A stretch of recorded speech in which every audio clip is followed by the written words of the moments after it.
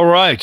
I am now officially live. It is 8:27 here. We're getting a little bit of a late start tonight. So my apologies for that.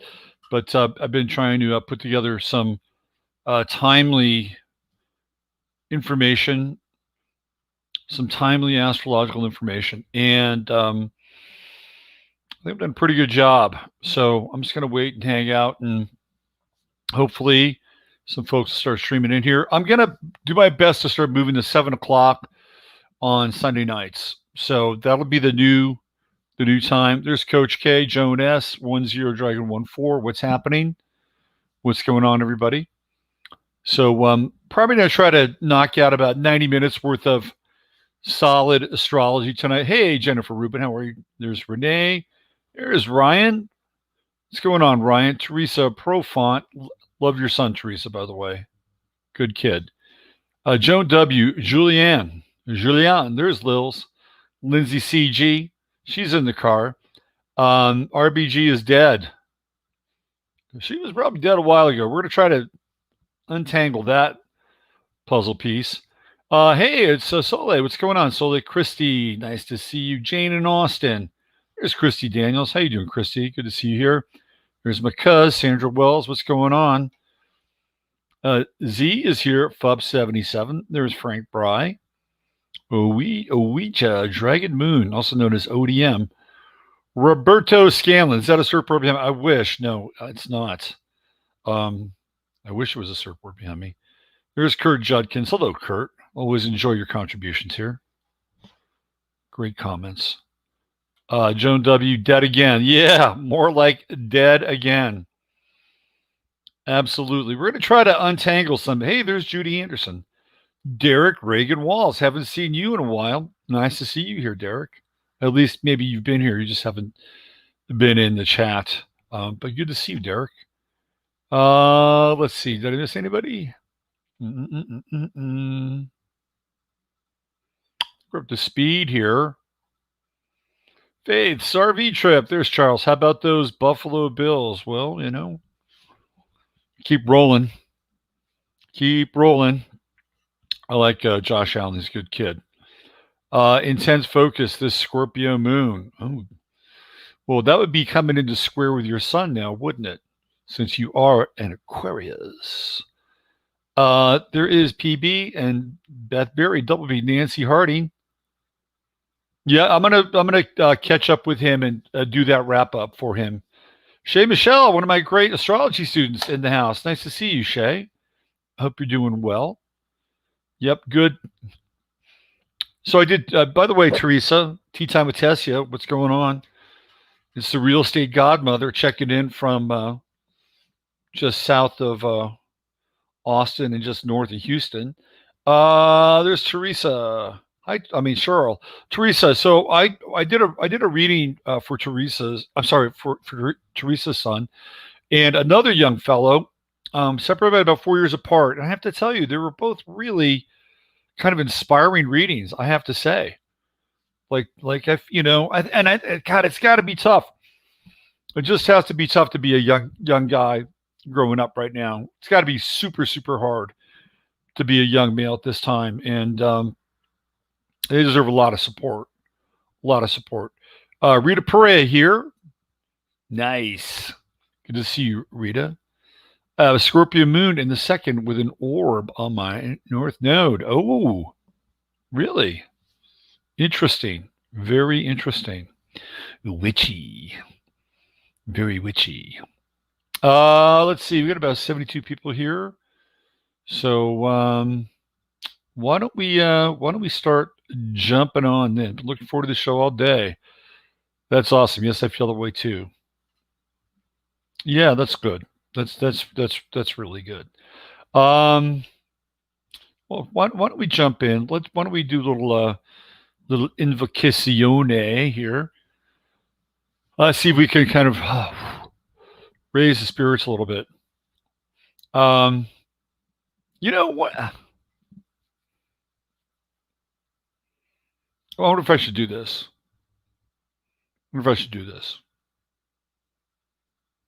Maybe I'll get you guys going a little bit here on a Sunday night. Maybe get you going a little bit. Let me see if I can crank this up. I'll play you about 3 minutes of this. Okay. Hi, Jan. Nice to see you. I'll play about 3 minutes of this. Maybe a little bit more. Let me try it. We'll see how long you guys can roll with this. This is going to be tonight's invocation. So give me a second here.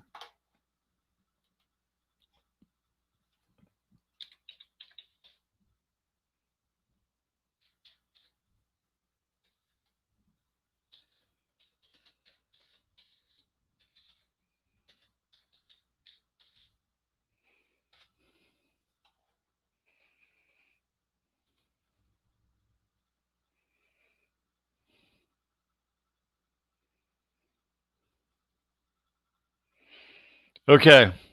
I'm gonna play this, you guys, now. Just go with it. Just go a little bit here. And the whole idea is to bring some energy. We're going to bring some energy into this shared experience together. Okay? Let's go to see how I get back to good old StreamYard. Where do we go here?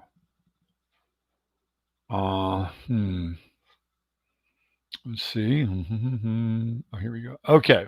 All right. Let's go.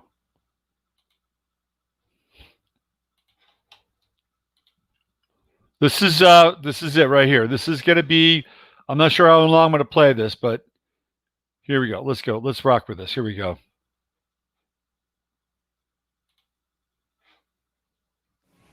In the name I am that I am, Sanat Kumara, I call forth the light of the living word, beloved Elohim, beloved archangels, beloved mighty Choans of the rays and the lords of karma. I call for the action of beloved Pallas Athena, beloved goddess of liberty, beloved Nada, beloved Kuan Yin, beloved Portia, beloved great divine director, beloved all-seeing eye of God, Cyclopeia. Let God's will be done, let God's will be done, let God's will be done. I do in the action of the sacred fire in this hour, descend almighty cosmos, secret rays. I am the holding of the balance of Lord Gautama Buddha, beloved Sanat Kumara and the 7 holy Kumaras. I call upon the sacred fire, I call upon the light of God that never fails. Beloved mighty I am presence, come forth in this hour of the victory. Come forth in this hour of the victory of the God flame. Hide in the full power of beloved mighty victory be with us this night. Beloved Jesus, send it to me, Lord mighty, Gautama and Sanat Kumara. Come forth now in the victory of the God flame. Cleanse the light of 10,000 suns. Beloved mighty Ephraim, mighty Ephraim, mighty Ephraim. The presence of one sort of flame around this force to now. I call upon the great single sunlight. I call upon the light of God that never fails. Beloved Ephraim, beloved Ephraim, beloved Ephraim. I call upon the electronic solar rings of the great central sun, the seraphim of God. I call for the electronic fire rings. I call for the rings of the great central sun. I call for the great central sun magnet and the full power of Helios and Mysta. Descend now into this fortune. Descend now into this fortune. Descend now into this fortune. Let God's will be done. In the name of the Father, the Son, and the Spirit of the Mother. We dedicate this service now to the tackling of the beast and the dragon that gave it power behind the entire momentum of rock music on this planetary home. And we stand before the altar of the Most High God, clothed upon with the armor of the mighty archangels and the seraphim of God. We stand this day to challenge the very cause and core evil of the depths of death and hell and out of the pit of the fallen ones who have moved against the light bearers and married, and the ones sent and the children of light who subvert them by the sympathetic rhythm of the fallen ones and the misuse of the 4 times. Praise you, Almighty, I am ready, in loving mighty prayer. I do an action of your sacred fire. Fight now the school of the principles. Fight the fallen ones, all the promoters of rock music, the composers, and those who execute. Praise what I do, praise what I do. I am the mighty roll, I am the magnetism, all the difference in the body analysis. Praise you, and in the circle, the very core of the word is now. Praise the light of 10,000 suns. Praise the light of 10,000 suns. Praise the light of 10,000 suns. In the name of the Father, the Son, and the Holy Spirit, and the Amen.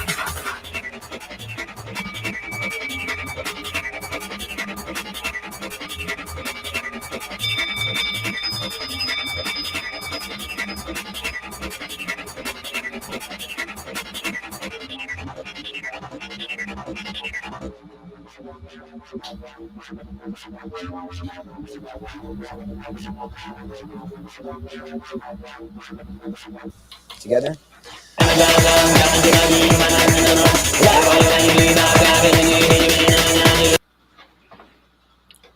All right. So there we go. Did I get you fired up a little bit? Did I get you guys going a little bit? Just gave me, what is the heck is that music? Did that get you going a little bit? I hope so. That gave me a headache. I've never heard anything like this before. Setting up a vortex. No, not at all Hindu. Sounds like 433 hertz. Rave on Venus, good vibes. Wowza. Yeah. Let's see. Who's crack when you've got this? That's so funny. Love it. Elizabeth W. loved it. Just came in. Not feeling it. Sorry, it was making me physically ill. Sorry, that's a piece of music I made a long time ago. That was Elizabeth Clare Prophet from, she used to do these things, right? She used to do these call-ins at her community, right? And it's actually a track from a Smithsonian Folkways recording called what is it? Recordings from a Doomsday Cult. Anyway, what I did is I took her, and she does that you know, and I added like the Buddhist monks and all that behind her. I just thought it would be a way to kind of, you know, get things stirred up a little bit. Yeah, I muted the second I tuned in. Okay, here we go. And for the rest of you who have a much more calmer disposition, I'll do the regular one. All right, so here we go. Dear blessed Holy Father, Mother God of the Great Central Sun, within the universal light, which is the light of Yeshua, send on to Emmanuel. We ask that only the highest and best information and truth come through this channel at this time. And in so doing, we ask that we receive and are blessed with the qualities of wisdom and grace and courage and fortitude and commitment and flexibility and humor and openness, intensity, discernment, empathy, and above all, love. We ask that any karmic residue be cleansed, purified, clarified, and removed from this stream at this time. So we return to it as sovereign as we entered. There we go. I was going to say Elizabeth Clare Prophet for some reason. How weird. I never heard anything by her. She almost went full on SpongeBob. I wouldn't brag about that. Oh, well, you know, it's okay. It's all right. If you're into like rave stuff, you know, it's really like a very hardcore 140 BPM sort of rave track is really what it is. So, hey, different strokes for different folks. I could play you something a lot more mellow if you'd want to. Maybe I'll end on the mellow thing. I'll end on the mellow thing tonight. I'll set you off on Nawal telemetry. Yeah, there you go. All right. I'll stay muted till I see Robert's lips move. That is so funny. That is so funny. She almost went full on SpongeBob. Ani, you're killing me, man. You're just killing me. It stirred us up. It's supposed to stir. So really, what I'll tell you what the genesis of that is that they did that actual track. Well, it's not really a track. It's like a service, and I should play you the second part. I should just play you the second part now. Now that you're all like totally like flipped out again. Now I won't play the second part. But so what they were doing is that was like a service because they believed that rock and roll really was the devil's music, right? So if you listen to what she's saying, she's talking about the fallen tones of the 4/4 time. So she's talking about rock and roll. And then later in that sermon, they actually do kind of this exorcism and blessing for people like Michael Jackson and Prince and David Bowie. It's really bizarre, but it's kind of interesting too. So anyway, just wanted to kind of rattle it a little bit. And that's how she like, you know, brought things in, was that invocation. All right. So let's let's get on with tonight's proceedings, shall we? Lots to talk about. We're going to talk about Ruth Bader Ginsburg, obviously, topic conversation. We're going to look at the chart of the moment here, and that's where we're going to start tonight. We're just going to get right into where things are astrologically so we can have a sense as to where we're headed in the week ahead as we really come into a very intense time with, just so much going on. There's just so much going on. I guess this is for Denver, so this hasn't really happened, but that's okay. It's going to be super close. All right.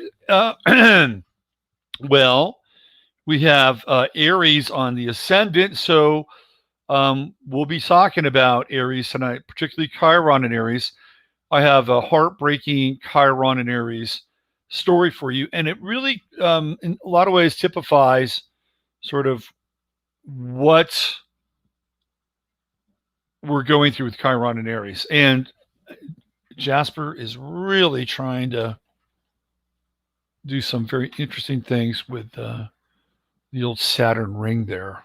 It's okay. You don't have to do that. Jasper, come over here. I know you just want to be seen. Come over here. Come over here. Come on. Get over here. Come on. I know you want to be seen. Come here. Here. Let's get a little Jasper cam. There he is. Yeah, he's turning away now. He'll be back. He's just making everything his own. Yes, everything's your furniture. It's your world. Yeah, so we're going through a lot of Chiron and Aries, very, very deep pain. And I'm going to try to move through some of that tonight. Mars is retrograde. I want to talk more about Mars retrograde. It's been kind of a topic of conversation in the last show, obviously, and in the webinar. Here he is. There he is. There he is. Jasper, you want to say hi to everybody? Yeah, say hi to everybody. There you go. Okay. He's always here. So we're going to get into Mars retrograde and certainly Chiron in Aries, Mars retrograde Aries. And obviously with the ascendant here, it's a very good time to get into that and do that.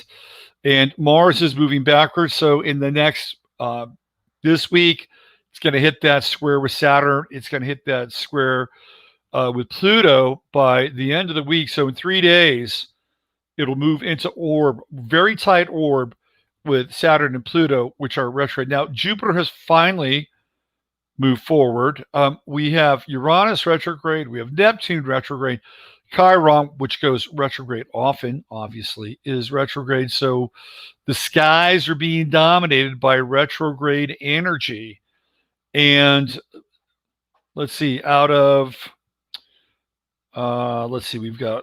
count Chiron as a luminary. 1, 2, 3, 4, 5, 6, 7, 8, 9, 10, 11 luminaries. We have 1, 2, 3, 4, 5, 6.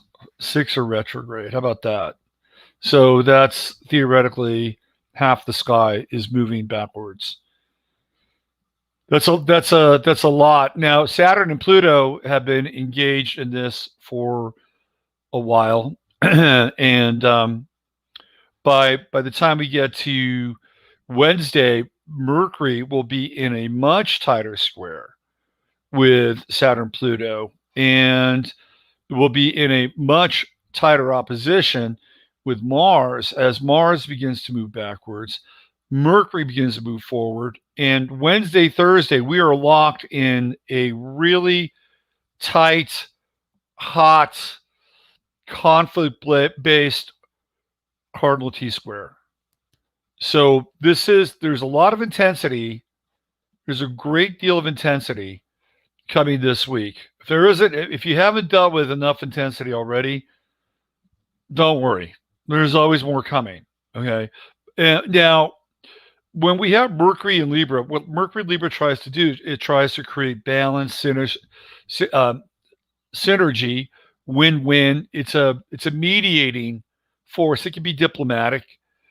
Here right now, it's really at that part of the zodiac where it's called the fiery path, the fiery way, the burning path, the via combusta. And it's roughly from like 22 Libra to about 15 Scorpio. So those degrees of the zodiac tend to be very, very intense. So when planets move through those degrees, they tend to be uh, a lot more stressed. Let's put it that way. So Mercury will be going through the burning path of the Via Combusta as Mars creates its retrograde path backwards. And then we've got the T square Mercury Pluto square right now. So Mercury Libra does its best to try to keep things balanced and diplomatic. But by the time we hit Wednesday, Thursday, I think the tensions are going to be incredibly high. Really, really high. The moon will have moved through Scorpio by that time. And by the time we get to Wednesday, Thursday, we'll also be in conjunction with the South Node. So Wednesday, Thursday, I think that 48-hour period of Wednesday, Thursday, I think are quite intense. And the sense that I get is that the patience has worn thin, right? Patience has been ground down to its kind of thinnest veneer in a lot of ways. So if there's anything that you can try to do, towards the end of the week, and even now as Mercury moves into this opposition and is really going to move into this tight square with Saturn Pluto, one of the things that I would definitely try to do is, try to practice some degree of patience and pick your battles, right? You got to pick your battles. Not every battle is for you, especially with the T square coming up. Not every battle is going to be for you. Now, we do have Venus moving through Leo. So by the time Wednesday, Thursday rolls around, we're going to have a trine between Venus and the moon, which will be a bit better. Venus will also begin to move into more of a cozier orb with Mars. So it's not as if we won't have some astrological options at our disposal, right? I mean, we'll be able to kind of, be able to tap into something, but, Leo is going to be kind of the key here. And while Leo can be egotistical, and at times prideful and arrogant, it can also be generous.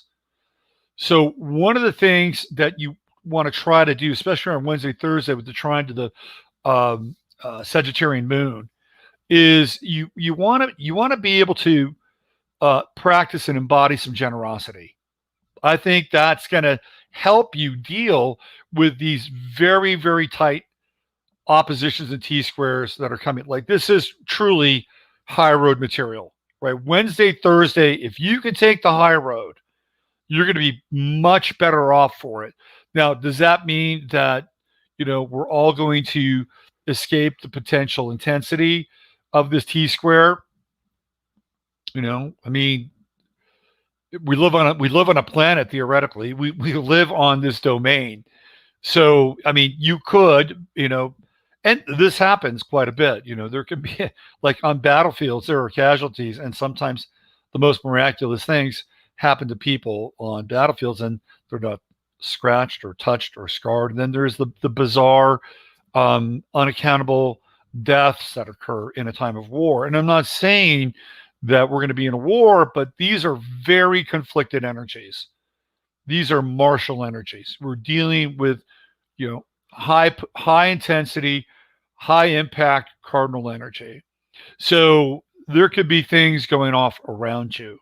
And if you can take the high road, right, which is where Venus will be by the time Wednesday, Thursday go around with the trine to Mars and the trine to that Sagittarian moon, you'll be better off. You'll have the potential to kind of circumnavigate the conflict in your own life, your own personal environment, and your external environment.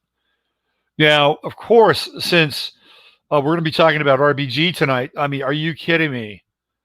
This aspect is set up for heated debate. And Trump has already intimated that he would move forward quite quickly with the choice for the next Supreme Court justice. Now, what's interesting is that RBG's unofficial soulmate, Antonin Scalia, who, by the way, was born, if I'm not mistaken, there were 2 days separating their birth dates. Ruth Bader Ginsburg was born on March 15th, the Ides of March.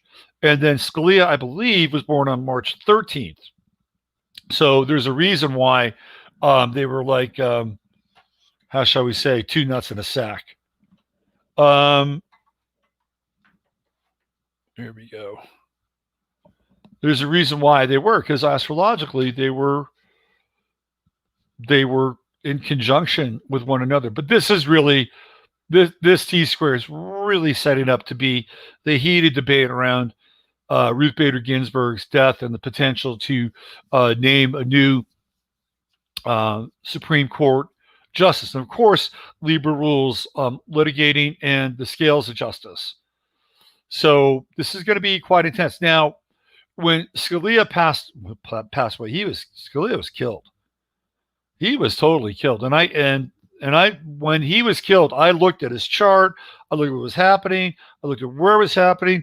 I looked at the Sabian symbols. It was very clear what went on. That was Dick Cheney. That was Dick Cheney territory. When I say Dick Cheney territory, I'm talking about going to a ranch, hunting, right? A lot of bizarre, illicit activities going down in Chibolo, Texas.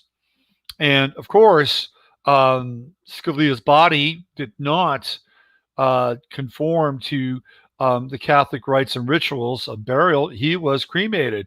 And in the Catholic Church, that is considered a sin to be cremated. And why was he cremated? And why was he cremated so quickly? And why was his body basically shipped off to Arizona for cremation? Well, it was the circumstances behind his death, which were none too pretty. Let me tell you, none too pretty. Now, they were buddies, like I said, two nuts in a sack, both Pisces. We're going to look at Bader Ginsburg's chart, but this is what's really setting up here, right? With Mercury in the scales of justice, the burning path. And if we didn't have enough strife and division already, well, guess what? It's going to happen. You're going to see more. You're going to see more heated debate. And, you know, everybody did their best to chime in and be respectful about RBG on Friday night. I'll get into that a little bit. And I think at some point, once they got the platitudes of respect out of the way, it was like, okay, here we go. Let's go all in on this. Let's figure out who the next court justice is going to be, who's going to be nominated. Well, when Scalia was killed, let's just be straight up. He was killed. And he was killed by rough trade. That's what happened.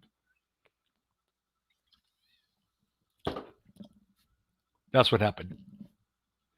Anyway, there was theoretically now, Obama could have nominated somebody else, but he didn't nominate anybody else. Well, I mean, he got his wish, kind of, right? Because who was Trump's first nominee? Neil Gorsuch. And Gorsuch is about as liberal as you can get. So it didn't really matter who got nominated, right? It's kind of like a deal. It's like, okay, I'm not going to nominate anybody, but we'll give you 4 names.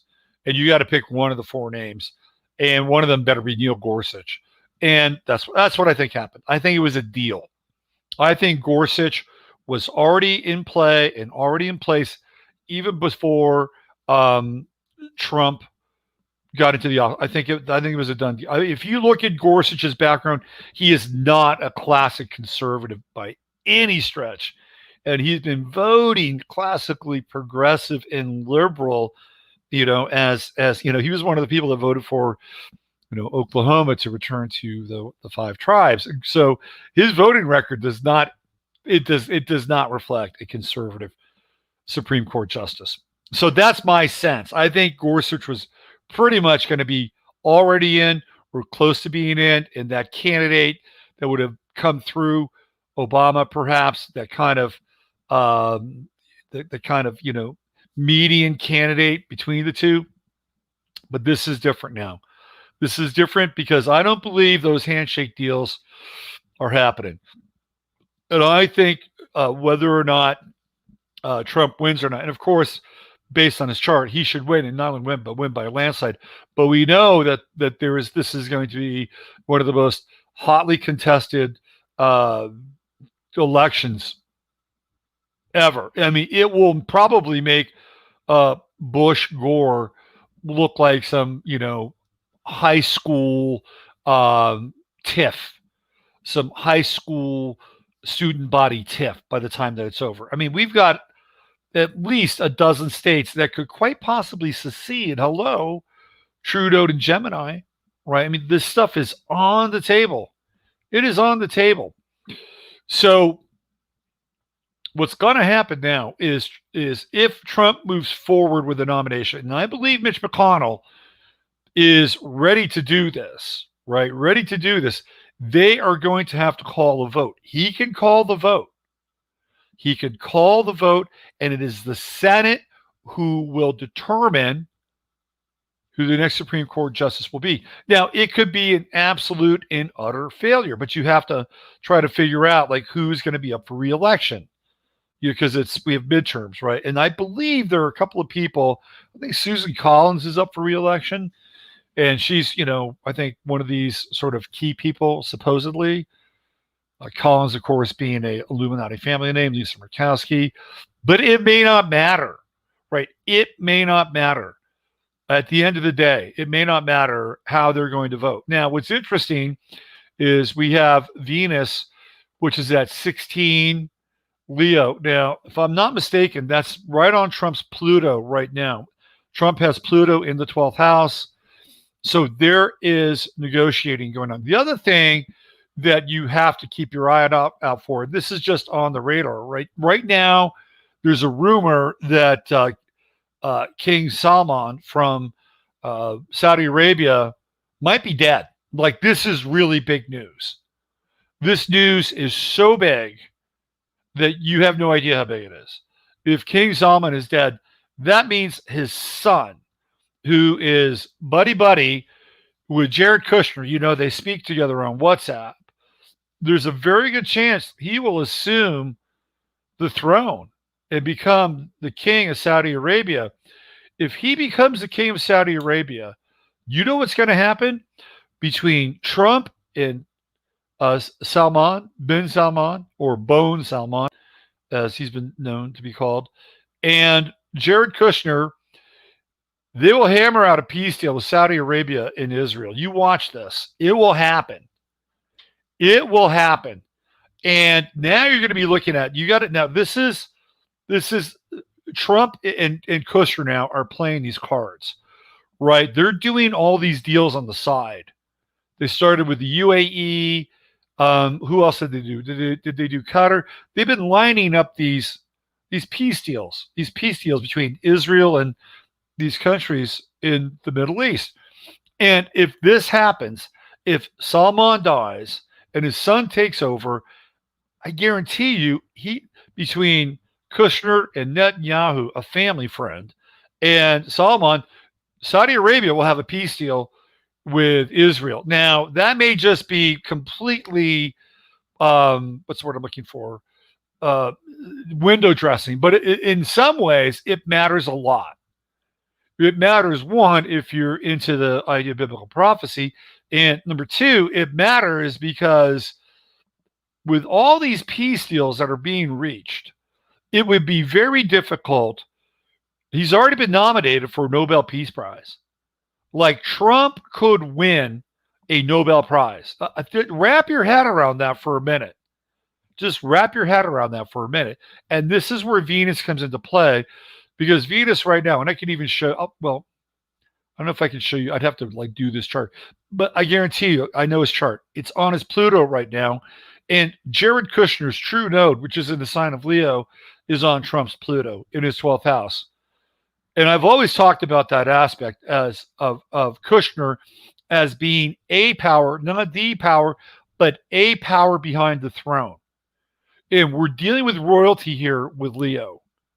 So keep your eye on this news around Solomon, because if that is true, I guarantee you they have been working on something for a while. It's not like I say, hey, should we go back and revisit this thing with you guys in Israel? No, they've been working on that.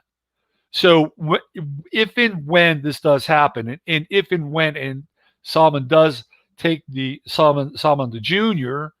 takes the throne of Saudi Arabia, right, they're going to strike a deal. And it will be considered historic in its proportion. Now, that said, if you know anything about Saudi Arabia, you will also know that they are actually descendant from Israel. This is truth. If you go back and you look at the roots of the House of Saud, you will see where they came from. They are not from the area where they decided to rest their camels and pitch their tents. No, that's not where they came from. So in a lot of ways, it'll be like a homecoming, I suppose. But I feel like the big, the big point of contention and the really big conflict is this T-square, especially as it relates to Ruth Bader Ginsburg. It's going to get hot. There's no two ways about it. It is going to get hot. Now, if we track Venus through Leo, it will be on Trump's ascendant. Let's see. So we've got, let's see, it's 16. His ascendant's 28. So that's 12 degrees. So in about 2 weeks, I think, what is Venus? Venus is 2 days, right? Venus about 2 days, 2.5 days. So in about 2 weeks, Venus will conjunct Trump's ascendant. It will also conjunct his Mars. And that is a major piece of timing for Trump's chart. Let's just take a look at that really quickly. Let's take a look at that. I'm going to let's stop the share here. Let me go back in, and we're just gonna track this. I'm gonna give you a day here, so you guys can check it out. We'll go back to that chart in a second.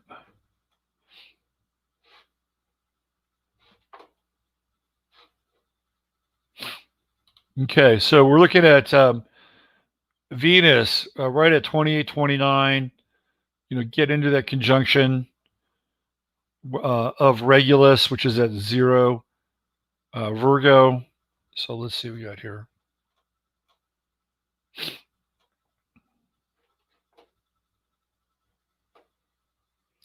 So it's going to hit, let's see. So today is the 20th. So 28, it's going to be the 2nd of October. Yep. So yep. So follow that day, the 2nd of October. That's when Venus will be right on Trump's ascendant.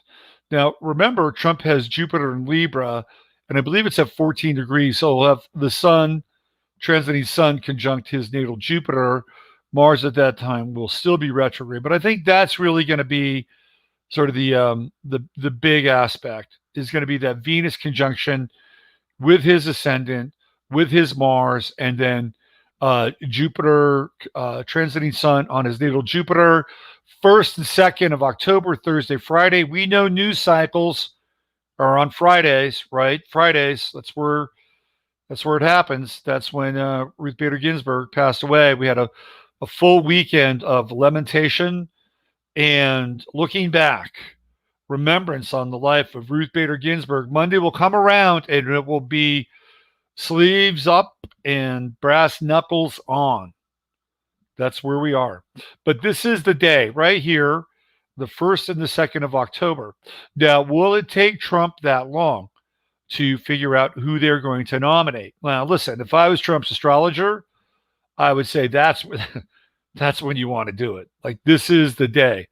Either Thursday the 1st or Friday the 2nd. That would be the day that I would do it. The true node is also going to be moving into conjunction with his sun at that time. Like, this is a big power move. Huge power move. Now, they've been talking about this woman, what's her name? Coney Barrett, is that her name? Coney Barrett. And I looked at the potential candidates astrologically. And let me get this Amy Coney Barrett. Okay. So she's a professor, and Coney Barrett is an Aquarian. She was born January 28th, 1972. I'm wondering if that's a leap year. Anyway, she's 48 years old, and she's an Aquarian. Now, if I was Trump, now here's the interesting thing about Amy Coney Barrett. Why don't we just let's see if we can bring up her chart here. Not sure I'll be able to pull it up in time, but she would not be the person I would choose, by the way. She would not be the person that I would choose. I'll tell you who I choose in a minute, based on her chart. And give me a second. I'm just gonna. Where was she born? She's born in New Orleans. All right. Let me see if I can just throw this up here really quickly. I wasn't planning on doing her chart, but I'm just gonna. Let's see what we've got here in terms of potential candidate.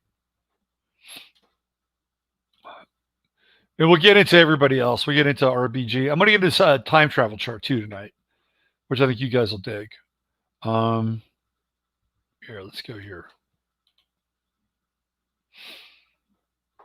Yes. Okay. So we're going to call her ACB. And we got January 28th.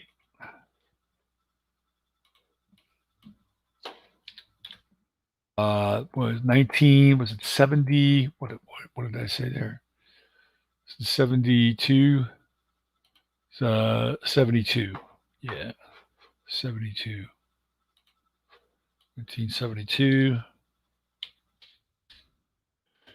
And again, since I don't know her actual birth time, we'll create a sunrise chart. And we're going to go to New Orleans, which is where she was born. There we go. And we're going to throw her chart up here. Real quick, ACB. And let's see. Let's do... Okay. Well, this would be a very good choice. And I'll tell you, for her, it could be a great choice. And I'll show you why. The other person that I have in mind would be a pretty phenomenal choice as well, but for different reasons, by the way. Let's get into this. All right, so I'm going to do a screen share now, so you guys will be able to check out her chart. And so this is Amy Coney Barrett. That's her chart. That's a pretty wild chart, huh? Look at that. There's a lot going on there. And as a sunrise chart, I just have her as Aquarius rising. So she has right now, well, not right now, but in her chart, Sun and the true node in Aquarius. Now, keep in mind that there is going to be a super conjunction. Let's look at her transits. There is going to be a super conjunction. And that super conjunction will just be degrees off of her true node. Right now, we see Saturn, which is retrograde. Saturn is going to go direct, and it will go over her Mercury. And if they want to fast track somebody with Saturn retrograde going over her natal Mercury, if the timing is right, there could be some opposition. And when I say opposition, I'm not talking about in an astrological sense. She does have Mars. She's got Mars in Aries. Very interesting. We got a Mars retrograde coming up, right?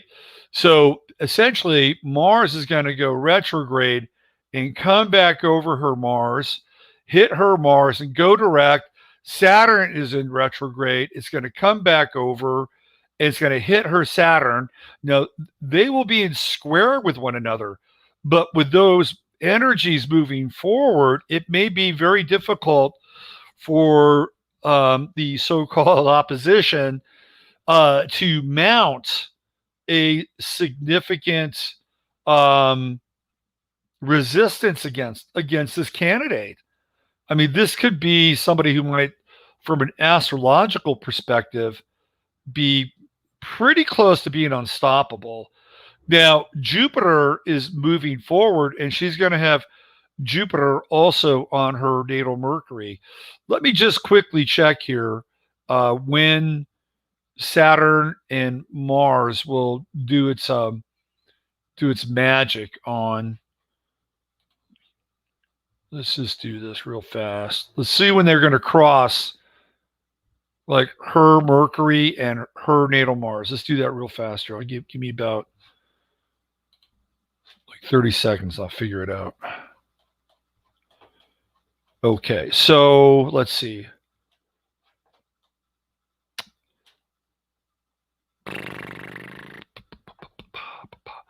Saturn goes direct in 9 days, the 29th of September at 25 degrees, which means that it will be conjunct.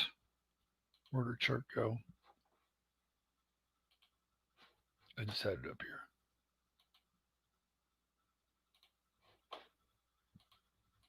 Let me get back to StreamYard. So her Mercury's at 24. So once it goes direct, it's sitting right there at 25. Oh, this thing's bright. Hold on. I'm wide enough as it is. There we go. That's better. Okay, so Saturn's going to go direct pretty much right on her Mercury, which for her and for Trump, by the way, would be quite fortuitous. Very, very fortuitous. Now, Mars goes direct, and it will go direct on, it's much further out. We're not going to get Mars direct until after the election. So that Mars will go all the way back to 15 degrees. So that's going to be very interesting in her chart. So she won't have the benefit of the Mars direct, but she will certainly have the benefit of the Saturn direct and Saturn conjuncting her natal. That would be interesting. And I don't think it would be, I think it would actually be favorable for her, even though there's a square with Uranus and even though there's a square with Mars. And I'll tell you why it's favorable, because Saturn's beginning to separate here. It's beginning to separate from those squares. They're already in square now with the retrograde. This is a very interesting chart. Very interesting. She does have a Venus-Neptune square, and there's some things that I've read about with her that I think are kind of fascinating in some ways. Like, for instance, she would abstain from votes that would potentially be in conflict with her religion. Okay. And one of the things she's talked about in the past has to do with the immigration issue, right? Because she's a Catholic. And if her faith got in the way of something, right, that she could recuse herself. She's already talked about this. Now, of course, she's supposed to be lined up to be the candidate that would ultimately reverse Roe v. Wade, ironically, which was not only championed, but worked towards not just the ability for women to have the right to choose, but also this idea of the partial birth abortion, which Ruth Bader Ginsburg was in favor of, right? So she wasn't just in favor of the right to choose. She was in the right to choose for under even extreme circumstances, okay? And I'm going to go over Bader Ginsburg's record, but it would be theoretically very ironic, paradoxical, and inverted that the person who would replace her would be the person who would basically be the opposite of Ruth Bader Ginsburg. Now, Bader Ginsburg, like I said, was a Pisces. I'll get into her chart. And this is a very complex chart. You know, we have somebody that's got a grand cross here, a grand trine grand air trine, Pluto in Libra.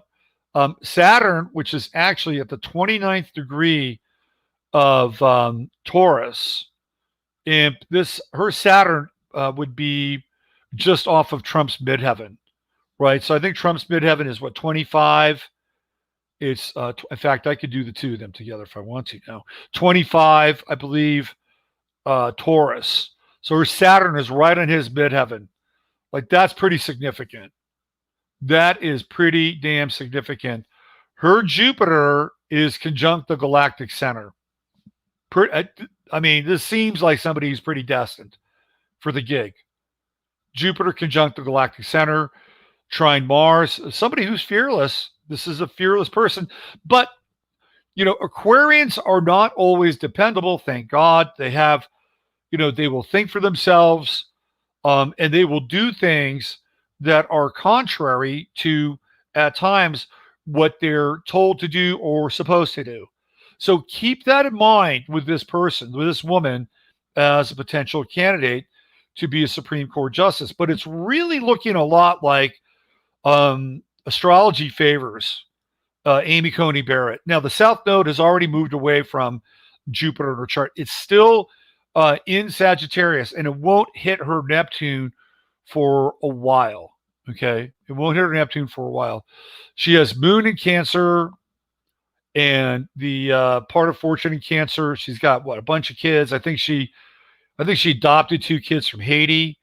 So this is a mom, right? She's a mom, and she's got a Mars Moon square. Will she fight for women's rights, or will she fight for what she believes to be the sanctity of life with that Mars Moon square? This is going to be very interesting.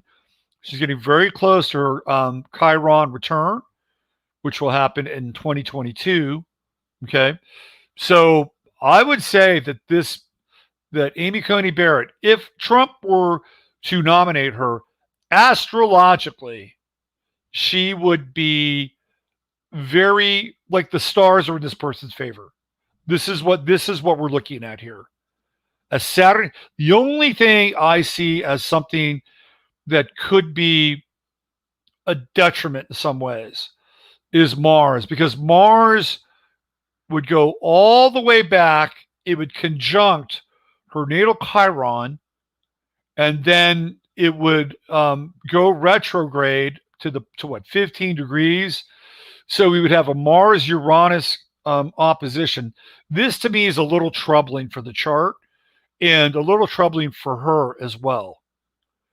So this could result in a couple of different things. Number one, it could result in a last-minute reversal of her intentionality and her will.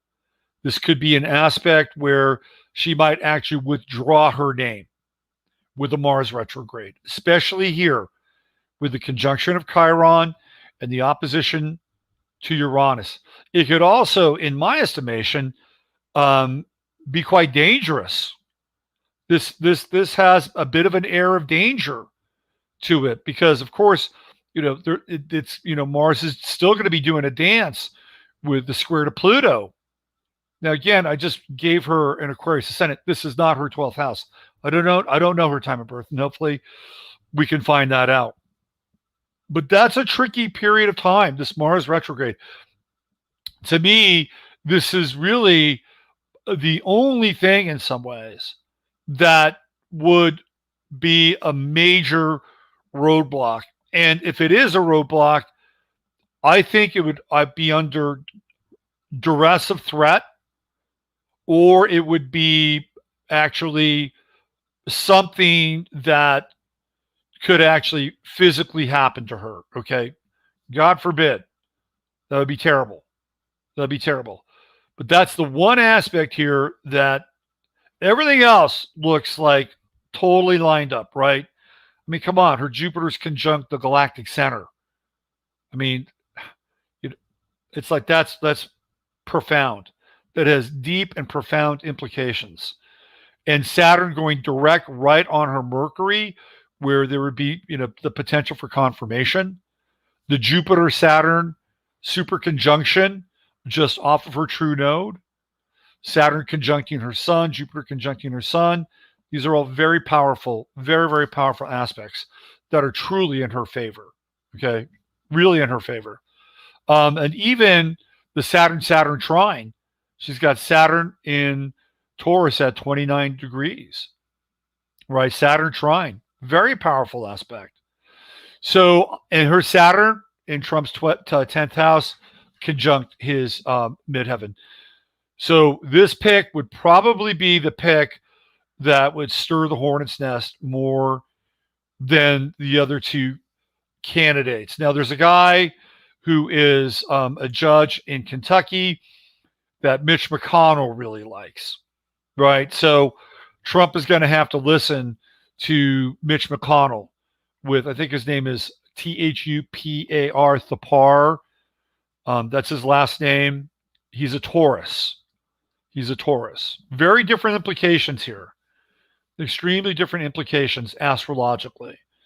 And then the other person is a woman, and I'm going to look at her chart because this person is the dark horse candidate.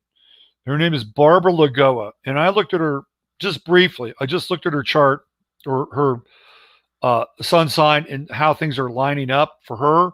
I'm gonna bring her chart up here. So let me do the stop share right here, and I'm gonna see if I can crank her chart up here. I'm gonna keep ACB's chart, and let's do this right here. No, not that.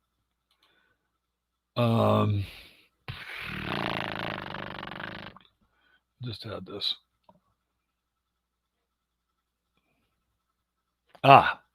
This one. Just doing a little chart recycling.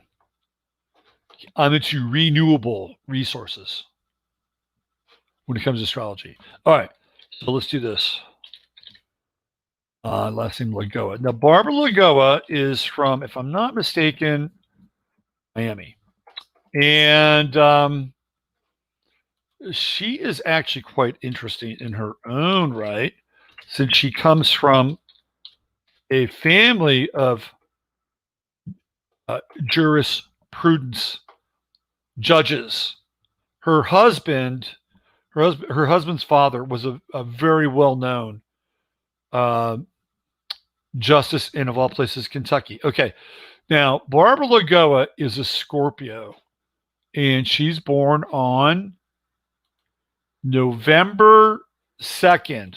This is actually pretty important because we know that election day is what, the 3rd? So we have her sun conjunct election day. That's actually pretty powerful. We're going to give her a sunrise chart. And where did she go? And she was born in, let's see.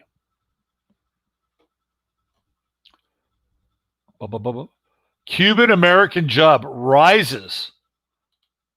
This is the dark horse candidate right here. Rises on Trump's Supreme Court list as allies emphasize Florida. See, that's the other thing, is Florida. Now, let me see here. She was born in, where was she born? Miami. Okay. So her father, Cuban American, a daughter of parents who fled Cuba following the revolution. Okay. She grew up in Hialeah, the Cuban American city of Hialeah. What does that mean? Were the Cuban Americans granted the title of the keys of the city to Hialeah? The Cuban American city of Hialeah? I don't know. Maybe they have. I don't know. Anyway, where did she go to school? I think she went to University of Miami. Now, she was appointed by Jeb Bush. Well, he was the governor, right? Born in Miami. Now, her father, she went to FIU. She went to FIU and then Columbia. And Trump actually nominated her on September 12th, 2019 to the United States Court of Appeals 11th Circuit. This is very interesting.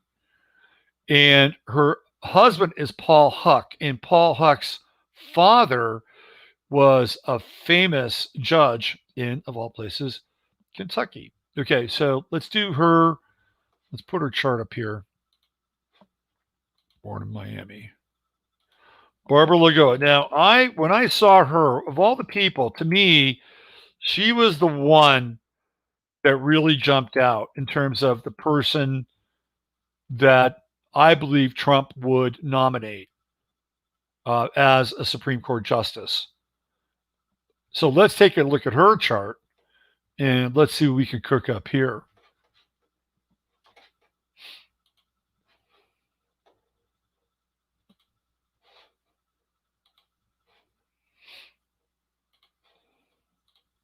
Okay, so here we go. Again, sunrise chart. She has a stellium of planets in Scorpio. She was born on a new moon, and very powerful. This person has a lot of willpower, and not quite. It's an unusual chart. It's not quite a classic like a spigot chart, right? It kind of, if we wanted to like make sense, I mean, this is kind of like my chart in some ways, and I've got a spigot chart. Spigot being like this is the bucket, and everything flows to Saturn here, right? We could basically make a case for that, but a high degree of planets in Libra, Pluto, Venus, Uranus, tight conjunctions. Venus, Pluto, like almost exact. Look at that intensity. This is a person who's intense, very intense. And Venus, Uranus conjunction. I like the orb, 5 degrees. It makes her slightly non-traditional in some ways, right? With the Venus, Uranus conjunction. Like, I think she would be like of the two, between her and Amy Coney Barrett, she'd be the less polarizing choice. She would be the less polarizing choice. And some of it has to do with the fact that, and again, politics just screams politics. But number one, she is a Latina, right? Number two, versus Amy Coney Barrett, who is Anglo-Saxon Caucasian, right? So I believe there'd be less polarization here, and specifically because of the Venus-Uranus conjunction, but also because of some of the political maneuvering, right? She has Jupiter in Virgo, which is at 2 degrees. And that's going to put her Jupiter, guess what? Right on Trump's ascendant. Right on his ascendant. And Mike Pence has his Pluto at 0 Virgo, it's only 2 degrees off of Trump's ascendant. So her Jupiter would be conjunct Mike Pence's Pluto. And if Pence has any say in this, astrologically, this would enter into it. Like her Jupiter conjunct his Pluto, and her Jupiter being on really just a couple of degrees off Trump's ascendant is significant. It's very, very significant.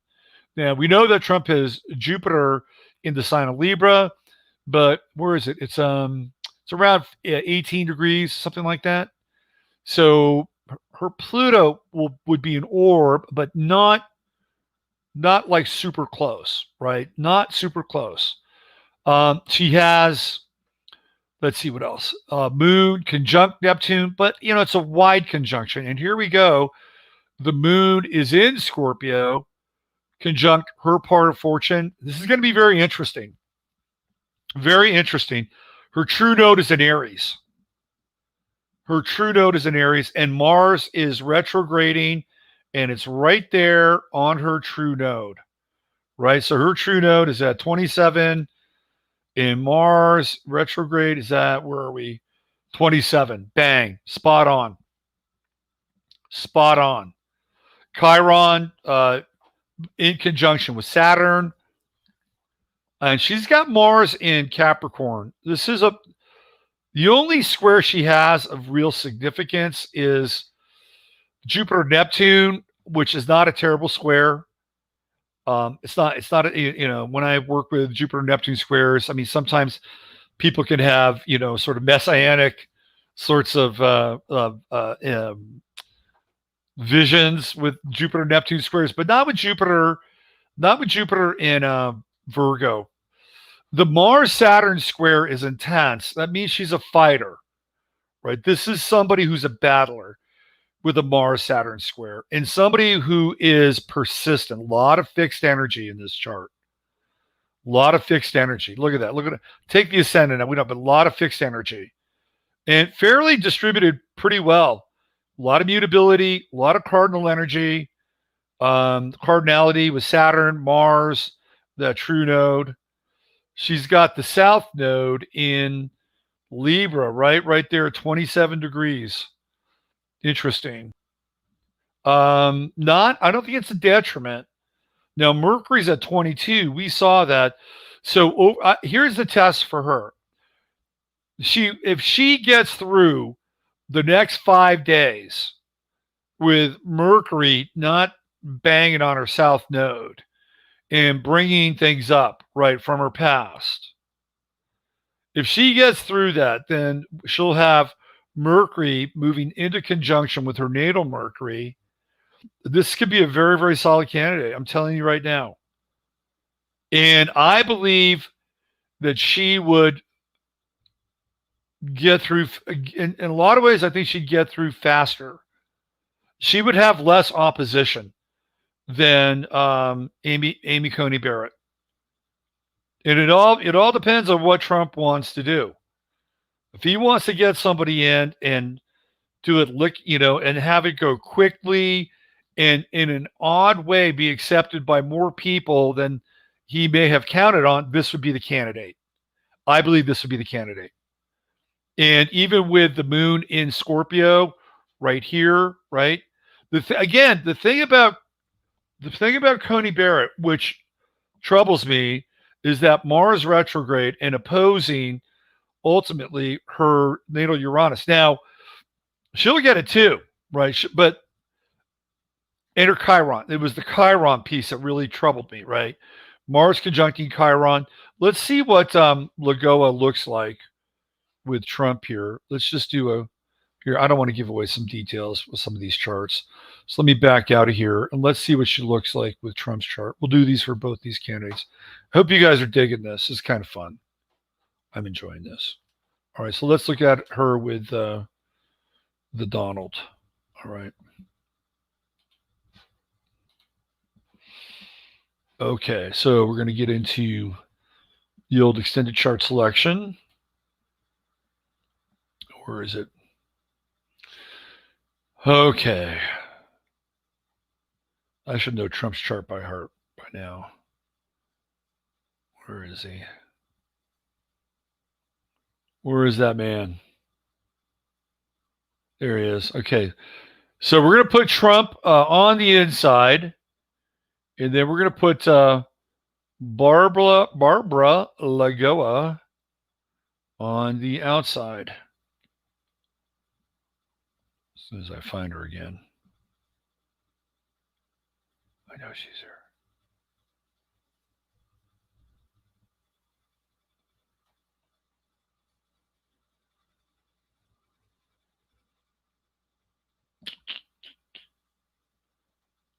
All right.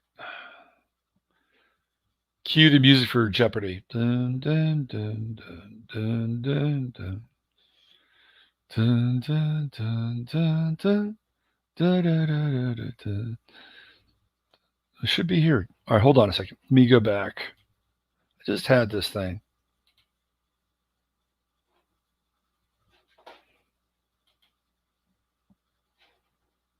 I'll do it this way. I'll do it this way. With Trump on the inside.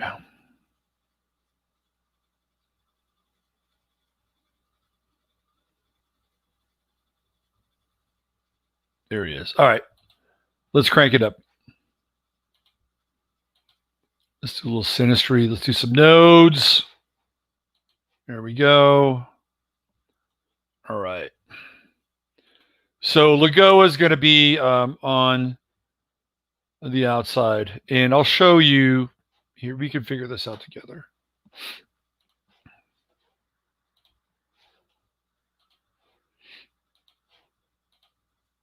Okay, so here's Trump's chart. See, this is where her Jupiter is. You see that? Right on his ascendant. Bang, right there. So Trump's midheaven is, let's see. So here's his ascendant, his descendants here. So this is his midheaven. There's nothing around his midheaven, nothing in house 10, nothing over here. But now we can see in Cancer, okay, so this is Trump on the outside. Let's see, what do we have? Anything else here? Da, da, da, da. True node moon, Mars. So really, I think the big thing here is going to be Jupiter on his ascendant, right? There's a lot of there's some potential conflict here, with the squares here, with the Gemini and sort of late Gemini, late Libra. Let's see. Hold on. Okay, hold on. So this is her Libra. Okay, this is Trump on the inside. Okay. Okay, here we go. That's Trump. There we go. It's just easier for me if I did Lagoa on the inside. Let me see if I want to flip this around. Give me 1 second. I want Trump to be the primary focus. It's just easier for both of us. There we go. That's what I was looking for. Now we're cooking with gas.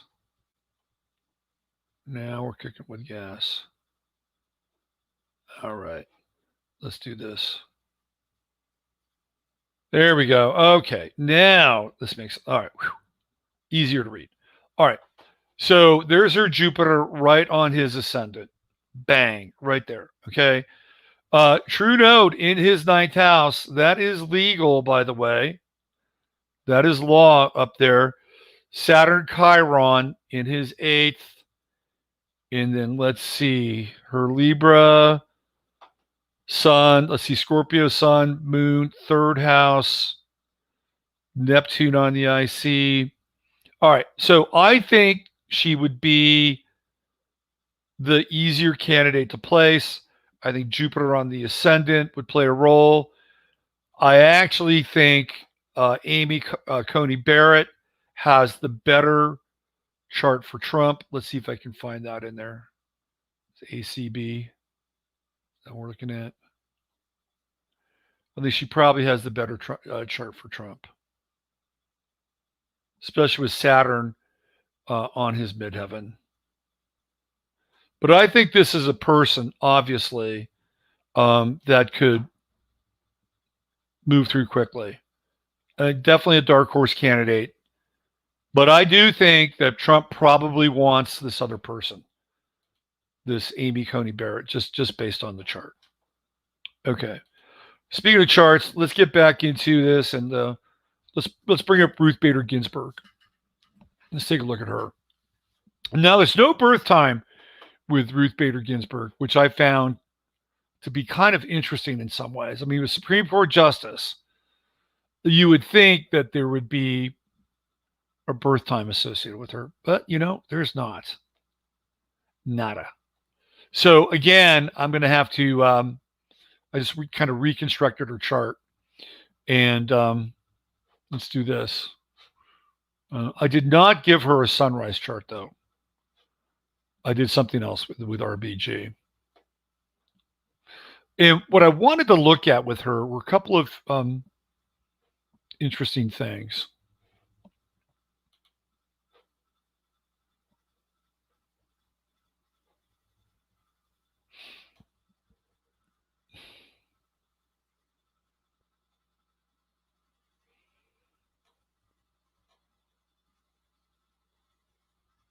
Okay.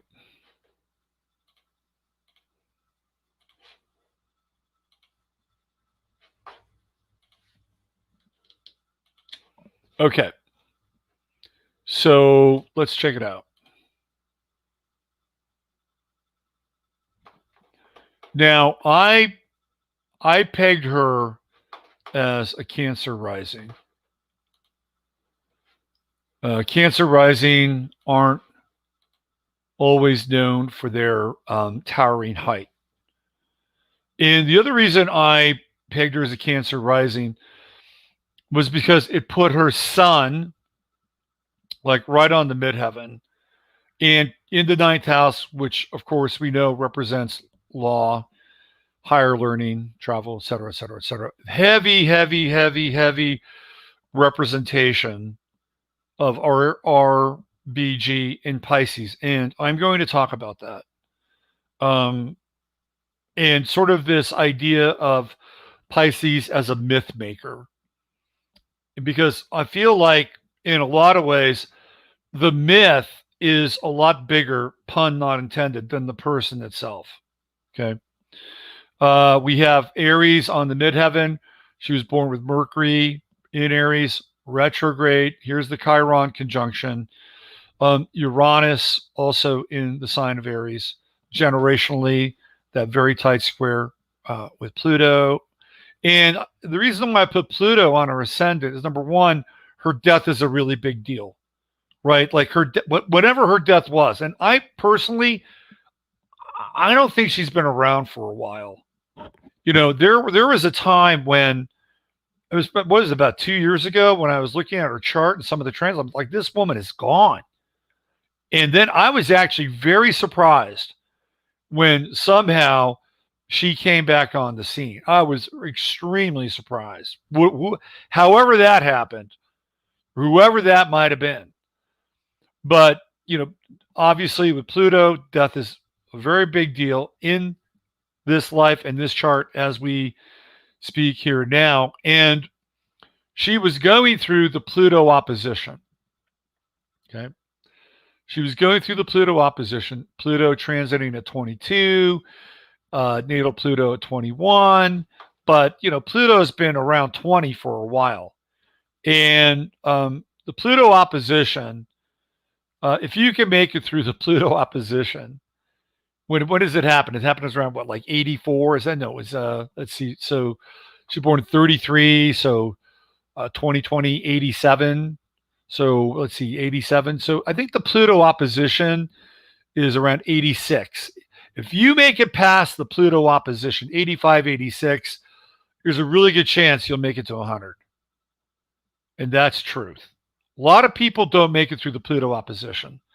And obviously, she didn't, whether it was on Friday or sometime before Friday. And the reason why I think it, how do I say this?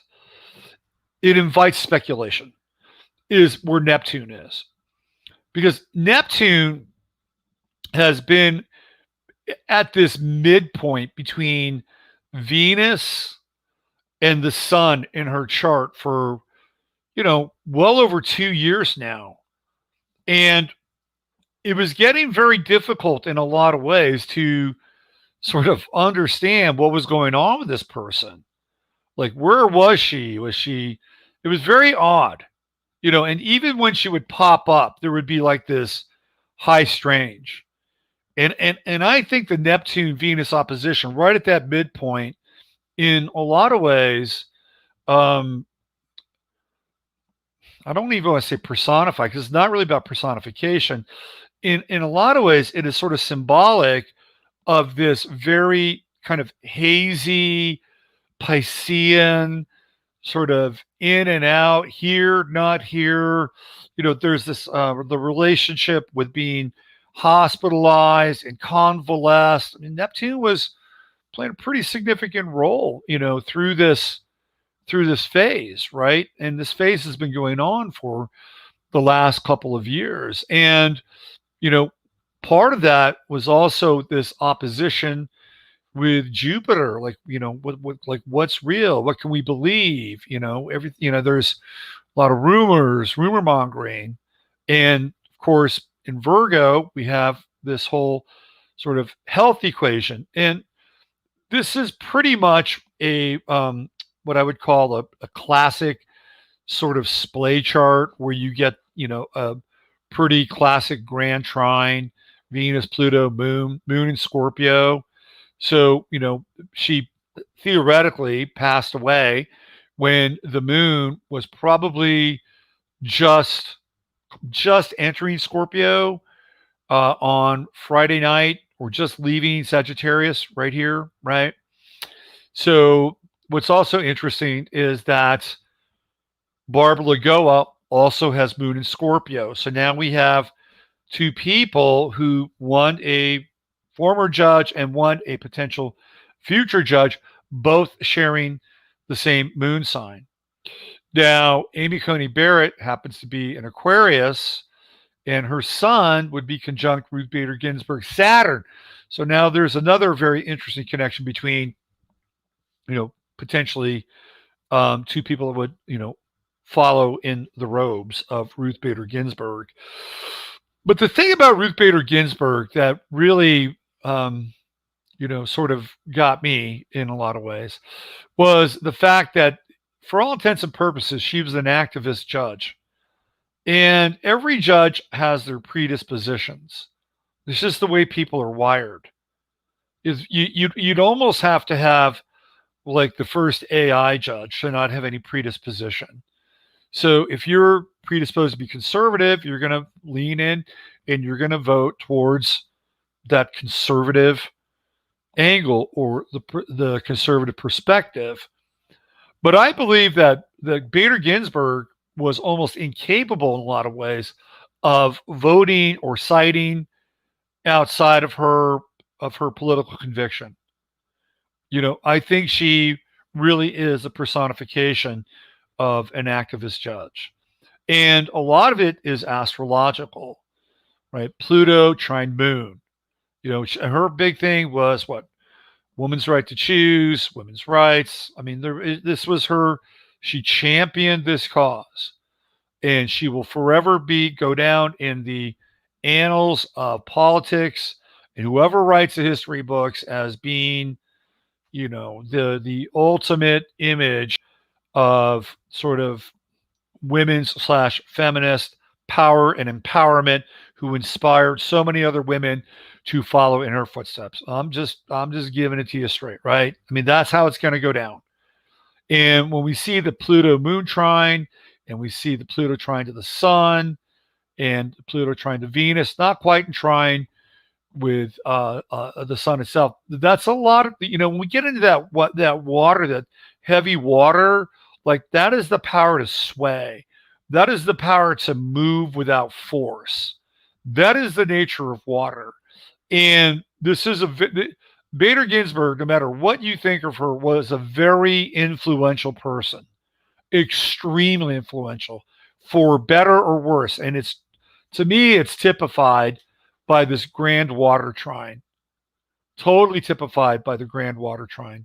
Now, what's also interesting is she would talk about things like women's health. I mean, she would always equate abortion with women's health, which is to me quite odd. And I get it on some level. Like, you don't want to get a back alley abortion, right? You don't want to get this. It's going to jeopardize your health. But this is the weakest part of her chart.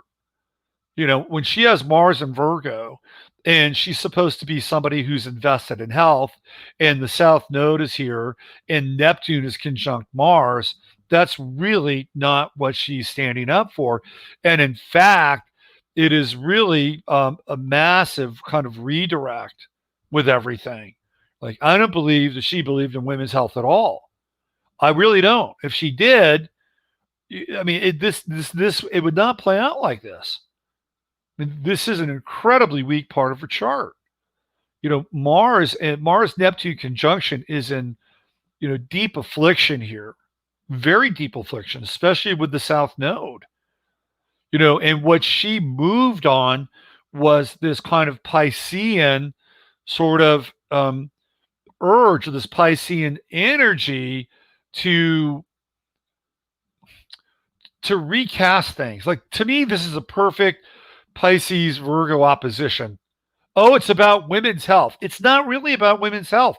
It's really about how to create a different picture, how to paint a different picture when it comes to all this Piscean energy. It's like the classic reframe, and I think this is actually quite conflicted here with this opposition.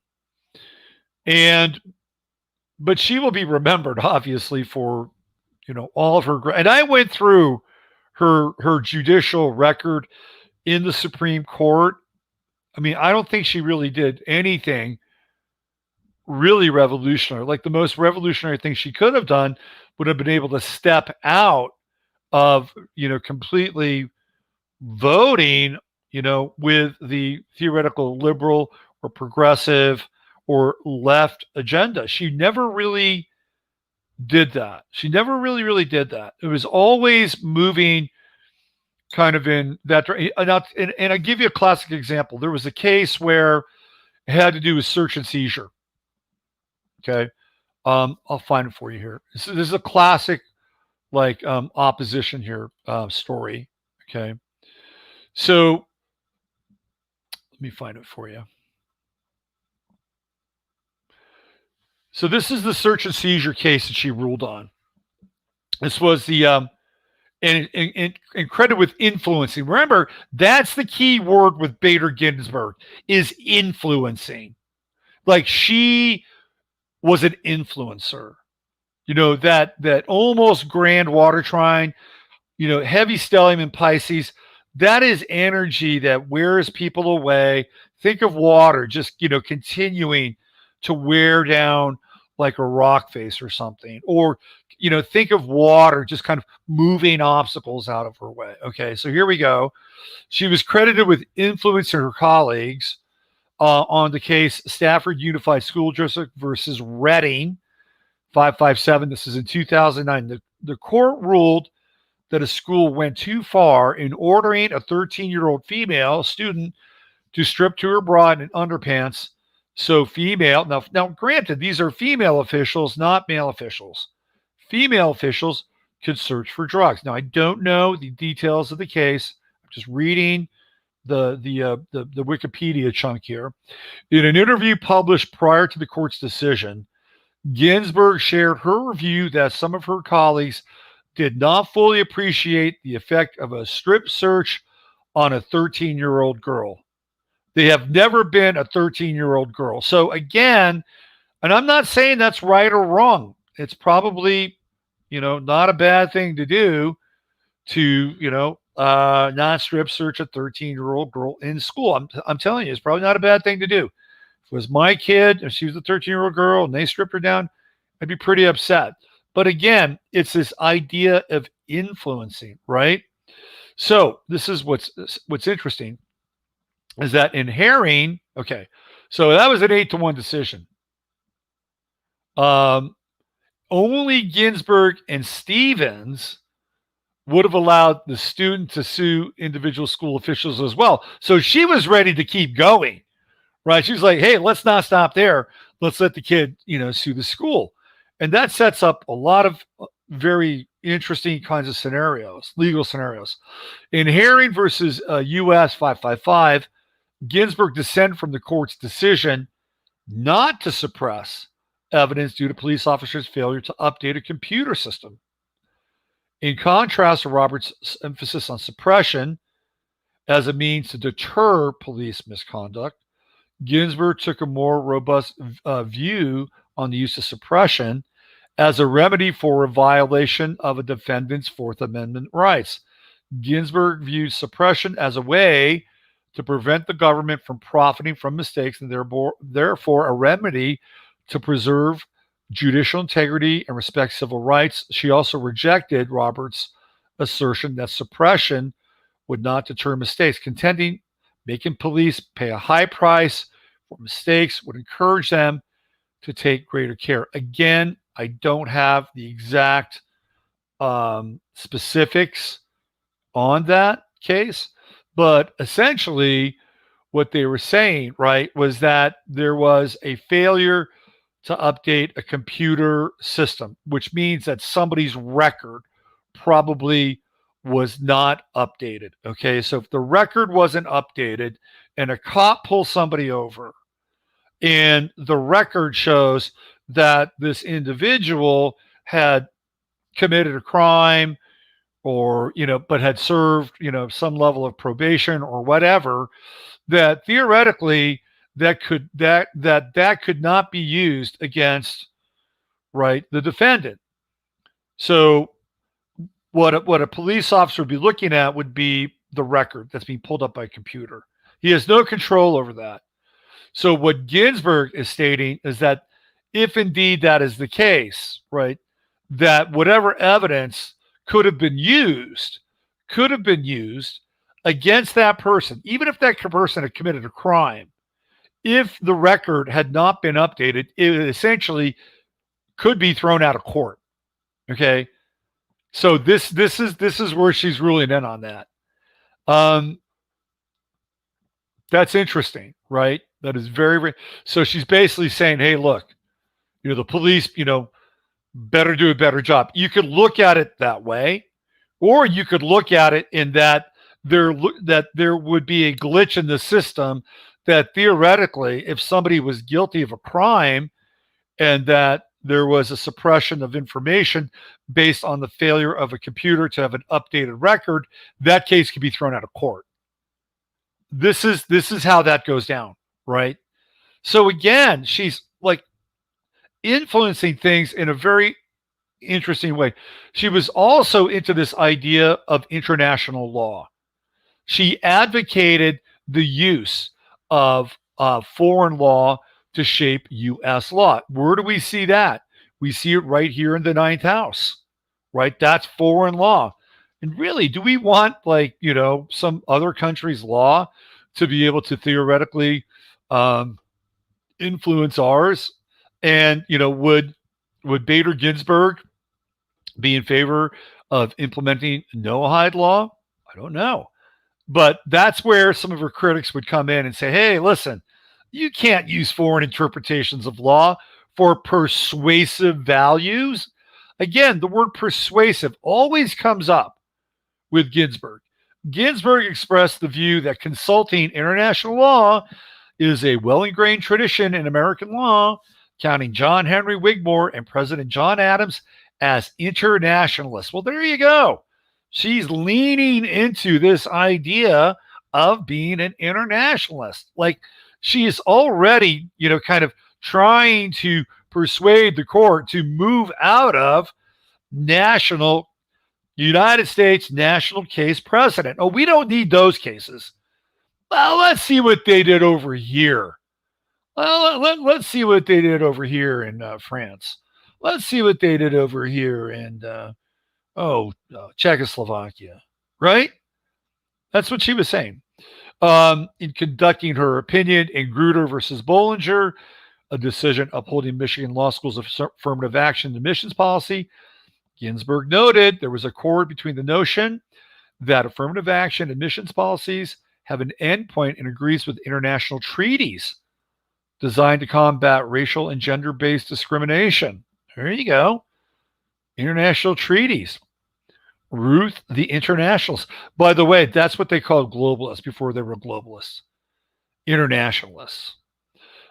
She also helped create the Lilly Ledbetter Fair Pay Act through Obama, right? Through Obama, in a 5-4 decision, the majority interpreted the statute of limitations as starting to run at the time of every pay period, even if a woman did not know she was being paid less than her male colleague until later. Ginsburg found the result absurd, pointing out that women often do not know they are being paid less, and therefore it was unfair to expect them to act at the time of each paycheck. Okay, now this is interesting. So she's asking the police to do better, right? But she's saying, well, let's give so-called women a pass. We can't expect them to be up on. So Ginsburg is a classic example of two different standards. Okay, two different standards. She also called to attention to the reluctance women may have in male-dominated fields to making waves by filing lawsuits over small amounts, choosing instead to wait until the disparity accumulates. As part of dissent, Ginsburg called on Congress to amend Title VII to undo the court's decision. So the court ruled against this woman, Lilly Ledbetter. She had filed a suit against her employer claiming discrimination based under Title VII of the Civil Rights Act of 1964. So essentially what happened is that the court ruled that she had waited too long. Like, there had been a disparity between the time that she had left her company, which I believe was Goodyear, and the time that she wanted to have this equal pay. It was like, look, the time ran out. The clock ran out. You lost your opportunity. Ginsburg said, well, that shouldn't be the case. So then what she did is she called on Congress to amend Title VII and undo the court's decision with legislation. This is the influencer, right? She's like, hey, I don't care. The court ruled that way, but I don't care. I'm going to go to Obama. And guess what?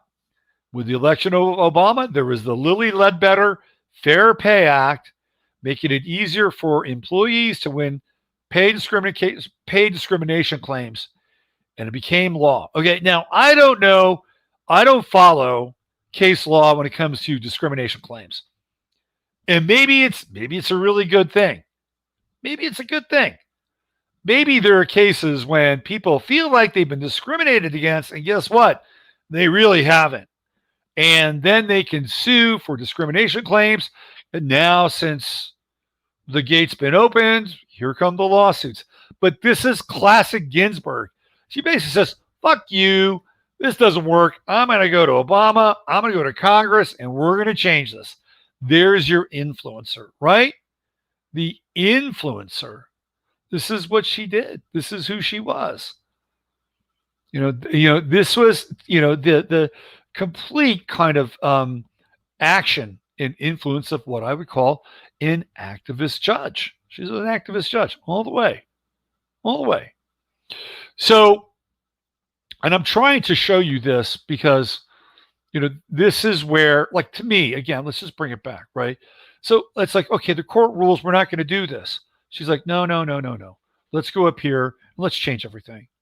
Yeah, I was on the wrong side of that one. I lost. Fuck it. I feel so strongly about this. And she's leading the charge. Like, shouldn't that be a congressperson, leading the charge? Yeah, I mean, maybe they did, but it was Bader Ginsburg, right? Bader Ginsburg. And again, the interesting thing about this whole thing with the abortion stuff. And for me, if a woman gets a right to choose about abortion, then she's a person, right? She's a person, and she has the right to choose, like, really, to do the most important thing anybody could do, which is remove a living organism from your body. Like, that is a big deal. That's like right up there at the top of the pyramid. And she is a person, right? So that should extend to the entirety of what we call personhood and the right to choose what's right for one's own body, period, end of story.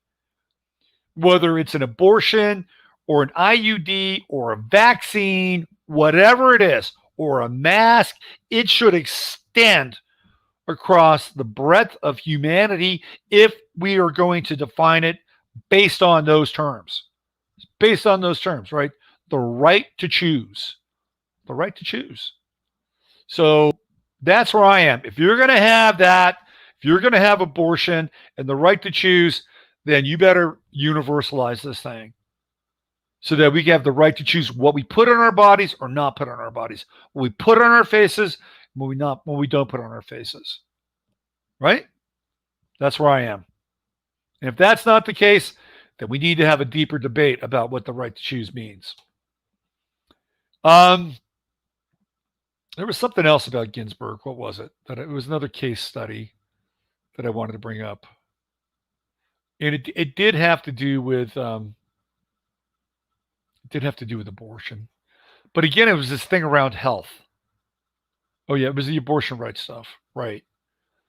Although Ginsburg consistently supported abortion rights and joined the court's opinion, striking down Nebraska's partial birth abortion law on the 40th anniversary of the court's ruling in Roe v. Wade, she criticized the decision in Roe as terminating the nascent democratic movement to liberalize abortion laws, which might have built a more durable consensus in support of abortion rights. I mean, come on. I mean, she's basically saying, look, we got what we wanted, but because it happened so quickly, it created a conflict.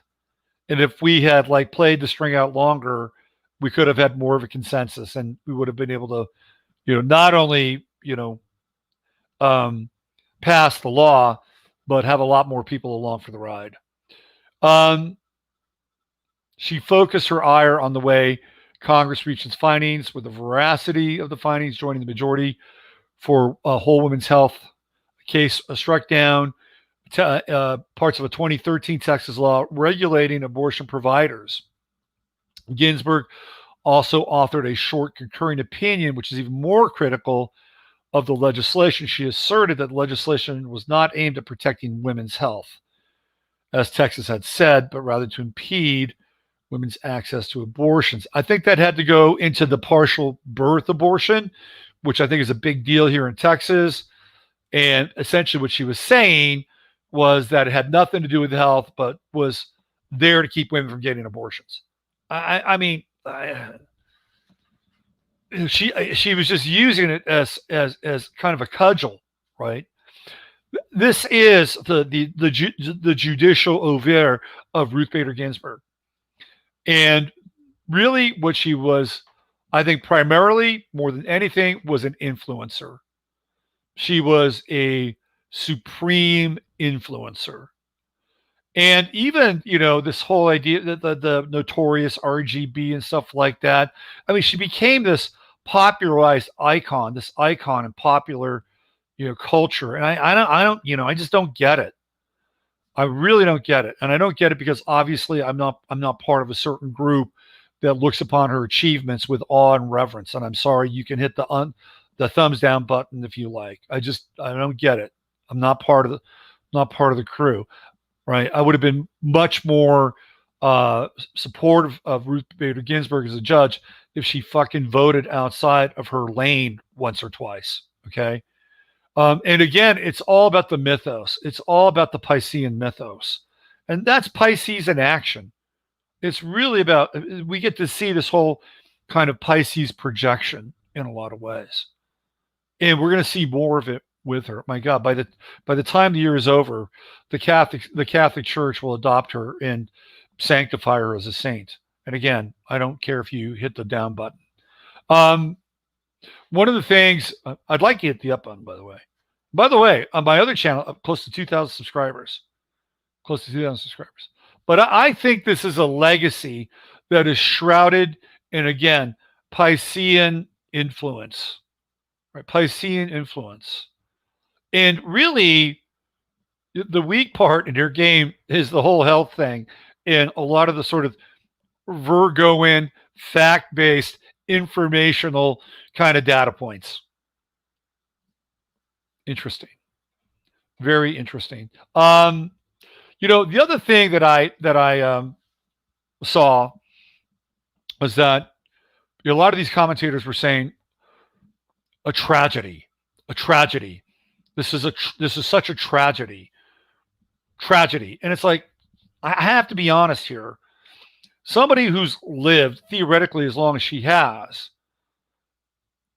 and done as much as she has, theoretically, and lionized as much as she has, and had a family and had grandkids and had books written about her and had the Notorious B.I.G. documentary and probably profited quite well off of being a Supreme Court justice.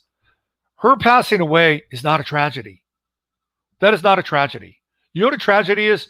A tragedy is when a 5-year-old, a tragedy is when a 12-year-old boy who tries to save his grandmother in Oregon, who has a broken leg, he tries to save her and he can't save her, and he runs out of a burning house with his dog following him.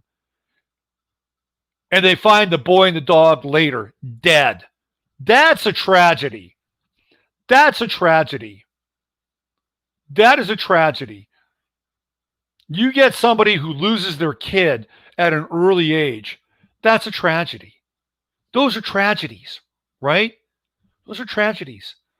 Somebody who loses a mother or a father as they're growing up, really prime time areas of their life where they need both parents and one of them dies. That's a tragedy right there. Those are tragedies. Somebody who lives to be as long as Ruth Bader Ginsburg, sorry, that's not a tragedy. It's a legacy. A legacy is different than a tragedy. People get old and theoretically they pass away. That is not tragic. It's not tragic. Could Ruth Bader Ginsburg have passed away under tragic circumstances? Maybe. We'd have to redefine what tragedy is at that point. But please, let us stop with the tragedy sort of lamentation, okay? That was not a tragedy. So the race is on. I think Trump is going to want to put this Amy Coney Barrett in. I think Barbara Lagoa probably would be the candidate who would bring up the least amount of friction. I think Amy Coney Barrett has the most traction. That's what I think. And I think things are going to get hot, really hot over the next week. Just wait till the rhetoric starts kicking in. Just wait. It's going to happen. Now, I'm going to show you another tragedy. And this is really, I think it's a tragedy. This is a tragedy. It's on a different scale. Now, there was a guy, and I just found this story, just ran across my my screen before the show started. And the reason why, to me, it was very, very tragic, had to do with the fact, by the way, Joe Rogan's new show is a tragedy too. I have to say it. Oh, but before I do that, I'll play that tomorrow. I'm not going to play it tonight. I found something that was you guys would like, but I'm not going to play it yet.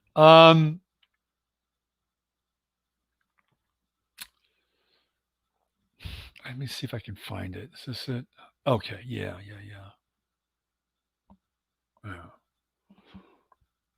There is a guy by the name of Jake Gardner. And to me, this is tragic.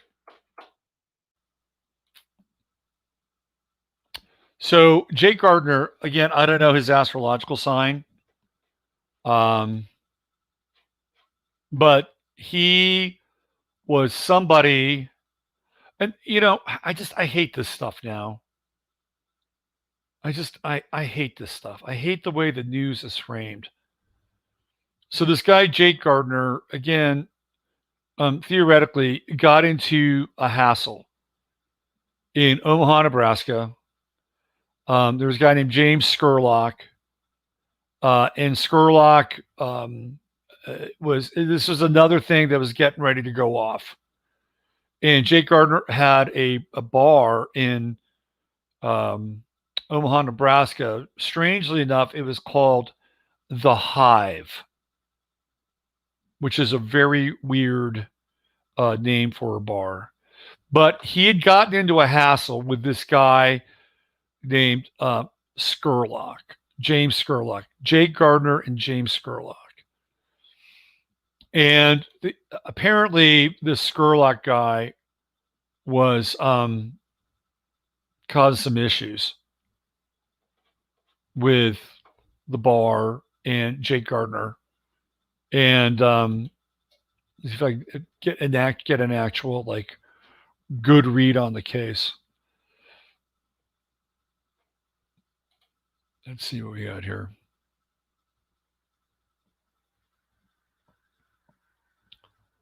Okay. Let me see here.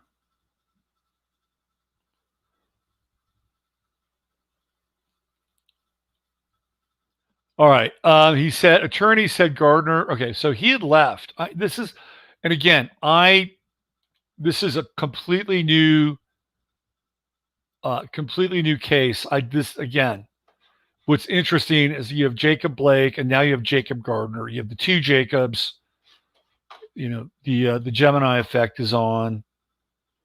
There was a protest supposedly in Omaha, and he told us that he felt he was in a war zone that night outside of his bar with the violence, the tear gas, and the mass confusion. Apparently, he got into it with this guy, James Scurlock, and killed him. And he had left Nebraska and was on his way to Oregon, and apparently he killed himself. A grand jury had indicted him for manslaughter. Apparently he was protecting his bar. So this was on Saturday, May 30th. So this is during kind of the height of the George Floyd nonsense. So he was outside of a bar in the Old Market area of Omaha. During the protest, windows were broken in various businesses, corner of 12th and Haney, including the bar of Jacob Gardner, which I believe is called the Hive. Omaha police obtained video surveillance that Scurlock had actively participated in the destruction of the business office of RBG Planning and Design, located at 13th and Haney. Shortly before the altercation with Gardner, less than a block away, Jacob and his father, David Gardner, went outside the bar, and David pushed two protesters, telling them to leave. After getting pushed himself, David was punched by one man hard enough to land on his back several feet away. A verbal altercation between Jacob and a group of protesters he believed had pushed his father ensued. Jacob positioned himself in the midst of the protesters. Jacob lifted his shirt, making it known he was carrying a concealed handgun. Now, this is on video. I saw the video in his waistband. He held the weapon at his side in his right hand, and as he was backing up towards his bar, he was tackled to the ground by two protesters. Jacob fired two shots in the air, which he would later describe as warning shots by the police, and his two attackers fled. It was then that Scurlock jumped on Jacob's back as he was getting up and held him on the ground in a chokehold or a headlock. After both had struggled around 20 seconds, with Jacob repeatedly shouting, "Get off me," Jacob fired a third shot behind his back, striking Scurlock in his clavicle. Scurlock was taken to Nebraska Medicine, but died from his injuries. By Saturday night, Jacob was held in police custody. OPD headquarters while an investigation was conducted. He was released Sunday night, was not booked into jail while he was in custody. Douglas County Attorney Don Klein reviewed the evidence, including interviews at a press conference on June 1st. Klein announced that no charge would be filed against Gardner at that time. Klein described what occurred in the incident, showed copies of video evidence for the audience, narrating what took place, and explained the conclusion that Gardner had acted in self-defense. Okay, this is the Douglas County attorney, right? Prosecutors said Gardner had once held an active Nebraska concealed carry permit, but it had expired by the time of the shooting. He should have had Ruth Bader Ginsburg defend him. She's good at expirations. The Scurlock's family attorney and Nebraska State Senator Justin Wayne asked Klein to send the case to a grand jury. He explained Gardner should face other charges such as manslaughter, a concealed carry permit, or for firing gunshots within the Omaha city limits. I don't know, that was disallowed. On June 3rd, Klein called a grand jury with a special prosecutor to review the case. He met with Omaha councilperson Ben Gray and Douglas County Commissioner Chris Rogers to consider involving the U.S. Department of Justice.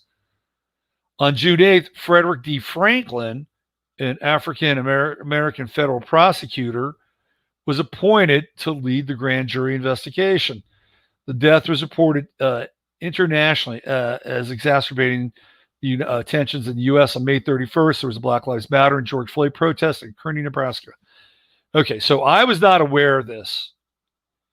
Videos of the incident were posted on social media. Scurlock's father, James Scurlock II, stated that he wanted justice. He said he did not want protesters to loot or commit acts of violence. In Scurlock's name, the family's attorney, Justin Wayne, said in his community we prosecute black and brown individuals a lot more for things like we just watched. So they turned it into a racial event. And then eventually the owners of the building in which Gardner's bar is located evicted him. He lost his bar. And then he killed himself. This guy's dead now. He's dead. Jacob Gardner is dead. And I saw a video of Jacob Gardner. It's a very interesting video. Very interesting. I'm going to show you who this guy was. And the reason I'm talking about it is because this is Chiron and Aries, and we're dealing with. Let me see if I can find this thing. Go to YouTube. We're dealing with a conflict in what is defense, what is self-defense, what is not self-defense, and using that Chiron and Aries in order to essentially redefine what it is to defend one's life. And then the momentum of the social condition in order to redefine it. And we've seen this already on a number of occasions. You know, whatever you think of the McCloskeys and their ridiculousness, right? They were out in front of their house and they essentially said, stay away, we have guns, right? One of them didn't even work. We had the guy in Milwaukee, if I'm not mistaken, and the people went to his house and they were basically harassing him 24/7, and he flashed that he had a firearm. Well, he was arrested. He was arrested for threatening the crowd, who, by the way, were violating his civil rights consistently on a daily basis. His civil rights were being violated. Okay. You do that, somebody else in another area, civil rights violation. So again, we keep seeing now this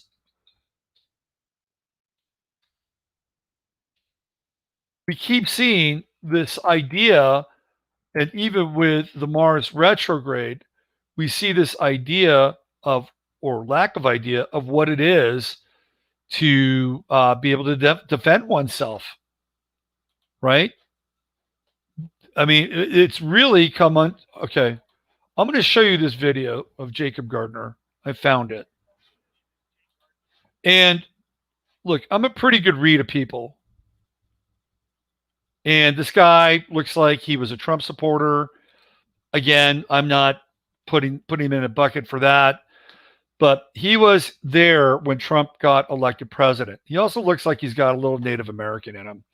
So let me play you this video, okay? And you guys can check this out.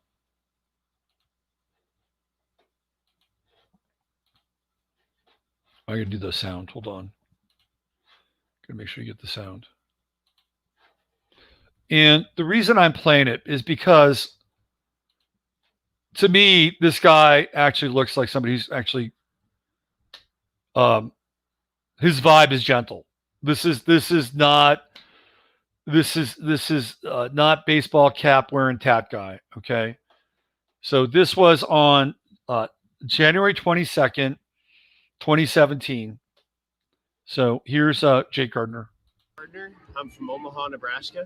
And then, Jake, what brings you to D.C.? I'm here for the inauguration. Okay, I understand you were a volunteer for the Trump campaign? Yeah, I was a volunteer for the Trump campaign in Nebraska, California, and Michigan. Okay. And what do you think about what's going on here today with the Women's March? You know, these people just want to be heard, and it's very appropriate. Did you hear that? These people just want to be heard, and it's very appropriate.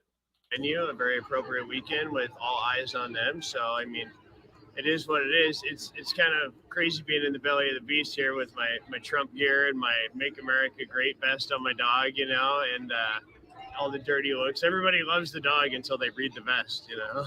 And, but, you know, everybody just wants to be heard. And so that's what they're doing. They're not being violent. There's not even that issue with this group. Do you think they're justified in some of their criticisms of the new president? I do. I mean, everyone's justified in their criticisms. You can't tell anybody what they're entitled to feel on any level, you know. And if somebody feels that this is something that's going to get in their way, I could see the women's rights argument against the conservative right, with Mike Pence being the vice presidential choice. You know, Donald Trump is a very left-leaning social kind of guy. You know, he may be a conservative with government, be shrinking the government, and have a lot of plans on that front on the conservative side. But socially, he's as libertarian, as libertine leaning as it goes, I think. And so I think a lot of their criticisms they're going to be proven wrong, but they certainly have the right to speak their mind. Thank you so much. Yeah, Appreciate it. absolutely. They certainly have a right to speak their mind. You know, I mean, it doesn't get much more fair than that, right? It doesn't get much more fair than that. So what we had is we had a guy that was defending his bar, defending his father, people insistent to do harm and damage. And at some point he was threatened with his life, right? He was in fear of his own life. And he had no other choice at that point, right, than to do what he did on some level. Right? There were shots that were fired in the air, and that was it. That was it. And now, because a grand jury decided to go after him for whatever reason, that young man ended his life. That's Chiron and Aries. That is we're witnessing Chiron and Aries, which is the wounding of not just being able to defend oneself, but the actual process that is associated with it, right? The actual process that's associated with it. And, Chiron is just, it's fresh. It's like 7 degrees right now. And the United States will go through its Chiron return, which, by the way, I think will probably result in the end of the Second Amendment. Whether it's Trump or whomever else, I think the Second Amendment, by the time Chiron hits 20 degrees in Aries, I think we will be witnessing the closing credits on that. And I have thoughts on that, and it has a lot to do with where all this is headed with sort of the collective, right? So, that was, look, you can draw any conclusion you want. I don't know that guy, but I'm a pretty good read of people. That was a gentle guy.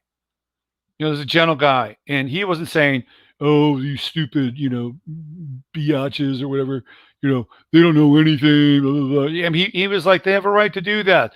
Yes, criticism of Trump. That was about as fair as you could get, right? That's the guy. That's the guy that took his own life. And I don't know what was going through his head. I don't know what the circumstances are. But now we got two Jacobs, Jacob Blake and Jacob Gardner. We got the Gemini effect. All right. Where are we? 10:30. I'm going to do a little shift here. And I did want to get into the time travel pit. If you guys want to stick around, I got some stuff with time travel that I thought might be kind of interesting. So why don't I just jump into that, and let's see where we go with that. There was a show when I was a kid called The Time Tunnel, and it debuted in, if I'm not mistaken, 9/9/66. So September 9th, 1966, The Time Tunnel, which was an Irwin Allen TV show. Irwin Allen, the master of disaster, had the Voyage to the Bottom of the Sea, and he had The Time Tunnel. And The Time Tunnel was based on time travel, and it was loosely based on the Philadelphia experiment, which I've done some digging around the time tunnel in the show. And there are some interesting things, not only about the time tunnel, but about the Philadelphia experiment itself. So what I'm going to do is I'm actually going to bring up the chart for the Philadelphia experiment, and I'm going to play a few little excerpts from the time tunnel, the first episode, which is, I think, the best episode. And there's some interesting kind of anomalies that I've found here. So why don't we do this? Why don't I show you a clip of the time tunnel? It's the opening sequence, which is, I think, quite interesting. So let me fire this up here.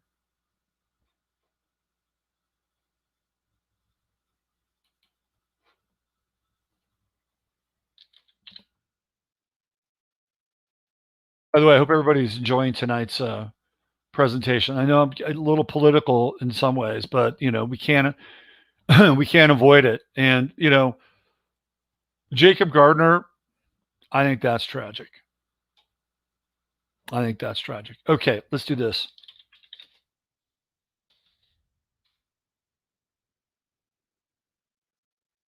Here we go. So season 1, episode 1 is called Rendezvous with Yesterday. And I'm gonna set the stage here. Now the audio is sped up a little bit because they don't want to get a strike. So I'm gonna set the stage, and Gary Merrill plays a senator, and he's going to a facility where they're getting government funds to conduct experiments into time travel. So I'm going to show you this clip, which I think is pretty interesting. And then we're going to kind of break some things down here.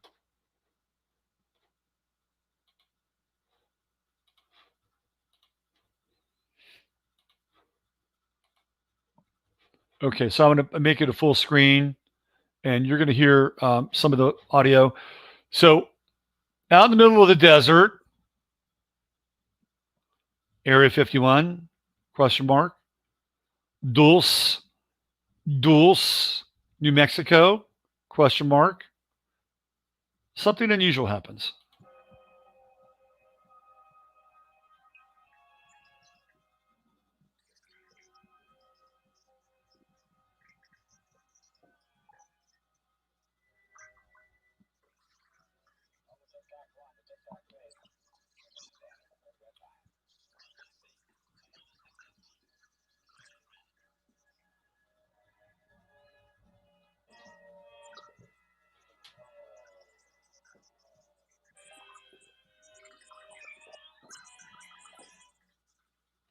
Okay, we'll skip the opening credits.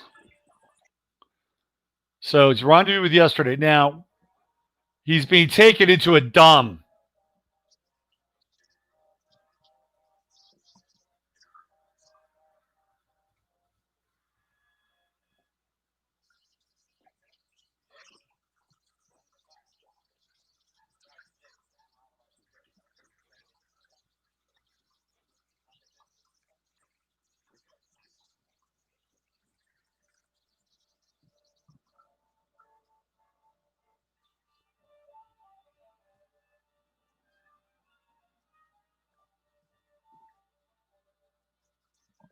I'll speed this up just a little bit. Okay, so here they go. They're going down in an elevator. So here we go. There's your dome right there. Okay, so they're going to the elevator, right? They go down, down, down, and they get to the bottom.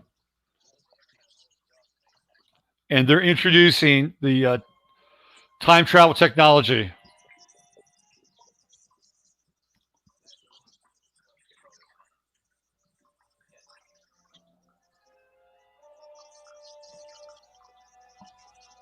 So what's interesting is it's called Project TikTok. And of course, we're having an issue with theoretical TikTok volume. Is it too loud? Or is it too low? It's probably too loud. Okay, so here we go. I want to show you something here. Check this out.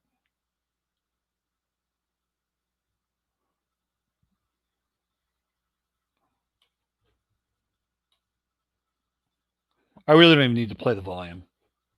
But here, I'll even clip the volume. Here we go. Oh, the volume's low. Oh. Well, it's about as high as you can get here. Hold on, let me do this. Yeah, I don't really need, but here. We really don't need the volume. I just want to show you some stuff here. All right, check it out. Okay, so it's called Project TikTok. All right, but check this out right here. All right. So this is James Darren, and he's about to travel back in time because he wants to show how this thing works. Because the senator, all right, right there, it's right there. Okay, so this is Project TikTok, so it's supposed to look like an hourglass, but it's also the symbol of Pisces, right? So we have Pisces in this deep underground military base, which I think is quite appropriate, by the way. Very, very appropriate, because Pisces, being the 12th house, literally takes you out of the chart, right? So James Darren travels through time, and he winds up.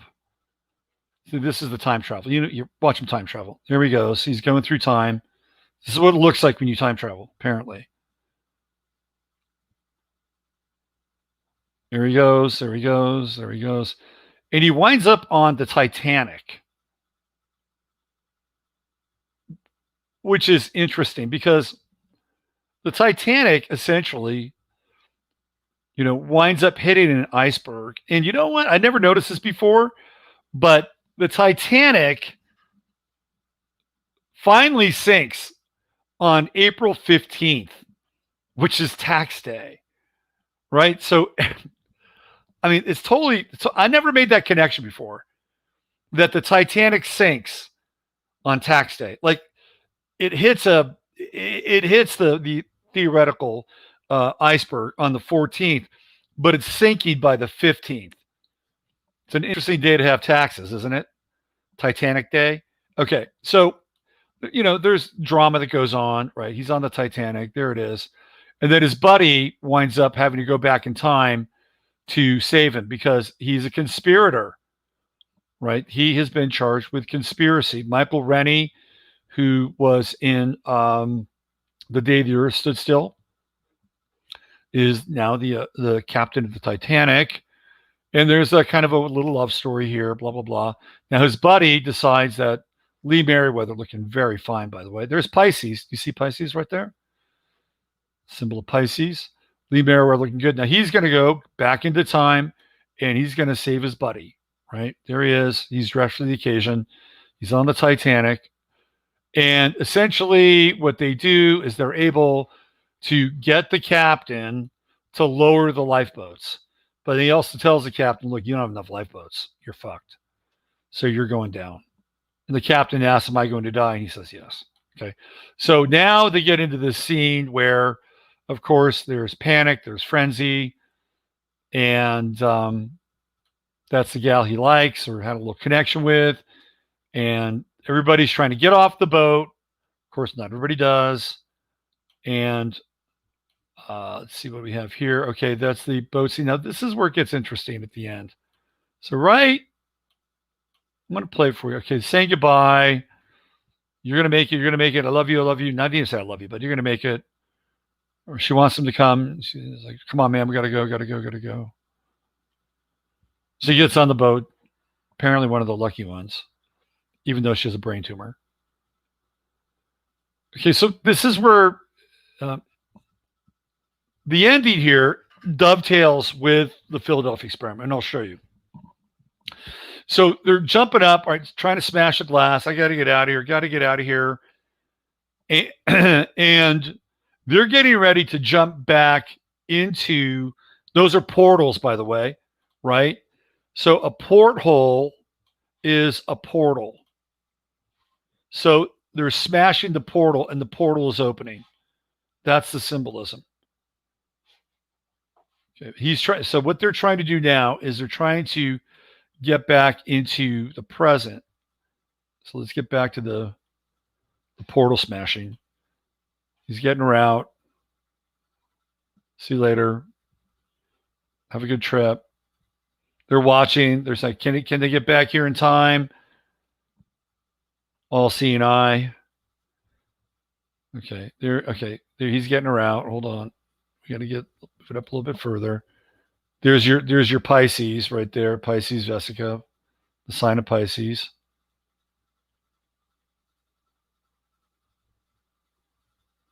Oh, he's leaving. He's leaving. We missed it. Hold on 1 second. Just got to cue it up. Okay, here's the portal. Smashing the portals, right? The candlesticks. Okay, so this is where they're supposed to jump off into the present. And just as about to jump off, an explosion happens, right? And that explosion sends them into time. They'll never, they won't see them again. I think until the final episode. Maybe. So this actually ties into the Philadelphia experiment in a number of different ways. One, they're dealing with a boat. And the boat is the Titanic, But the Philadelphia experiment took place on a boat called the SS Eldridge, right? So we're dealing with boats here, right? 2 boats, right? Nautical vessels. And I don't know what you guys know about the Philadelphia experiment. Probably a lot. You guys are pretty hip smart crowd. But apparently when they did that time shift thing, that theoretically there were a couple of guys that were tossed off that boat and then into the future, right? Now we're talking Duncan Cameron, Al Bielek, that whole story, and that's what happens to them. They actually get tossed off the boat and they wind up going into Montauk, if I'm not mistaken. Like that's where they go. And then they go further ahead in time. They become caught in this really interesting continuum. So we have both the Philadelphia experiment and the time travel first episode where both those guys jump off the boat, but there's that explosion and it takes them into another time dimension, which supposedly happens with the Philadelphia experiment as well. And they're both ships. They're both involving time travel. And so I decided to bring up the chart. I've never done this before. I'd never looked at the chart for the Philadelphia experiment to see if there's some actual astrological potential here for time travel. I'd never done this before. And I just pulled it up to see what I could come up with. And there are some very interesting things. Now, I'm not going to be able to prove time travel, but there are some interesting things going on in this chart. And so the most interesting thing is that theoretically, there are actually 2 different times that they ran the experiment. Now, I had always associated August 12th with the Philadelphia experiment.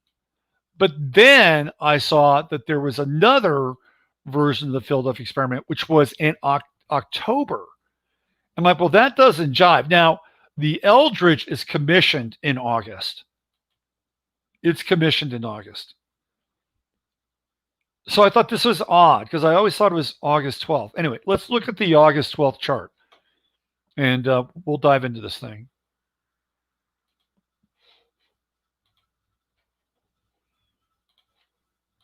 Okay.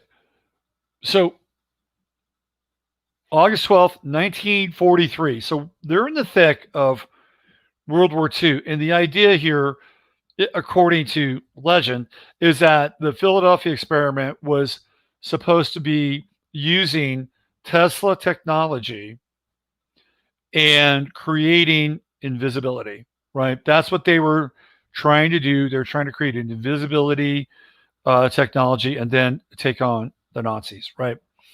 So I chose like 7-11 in the morning for a reason. Why? Okay.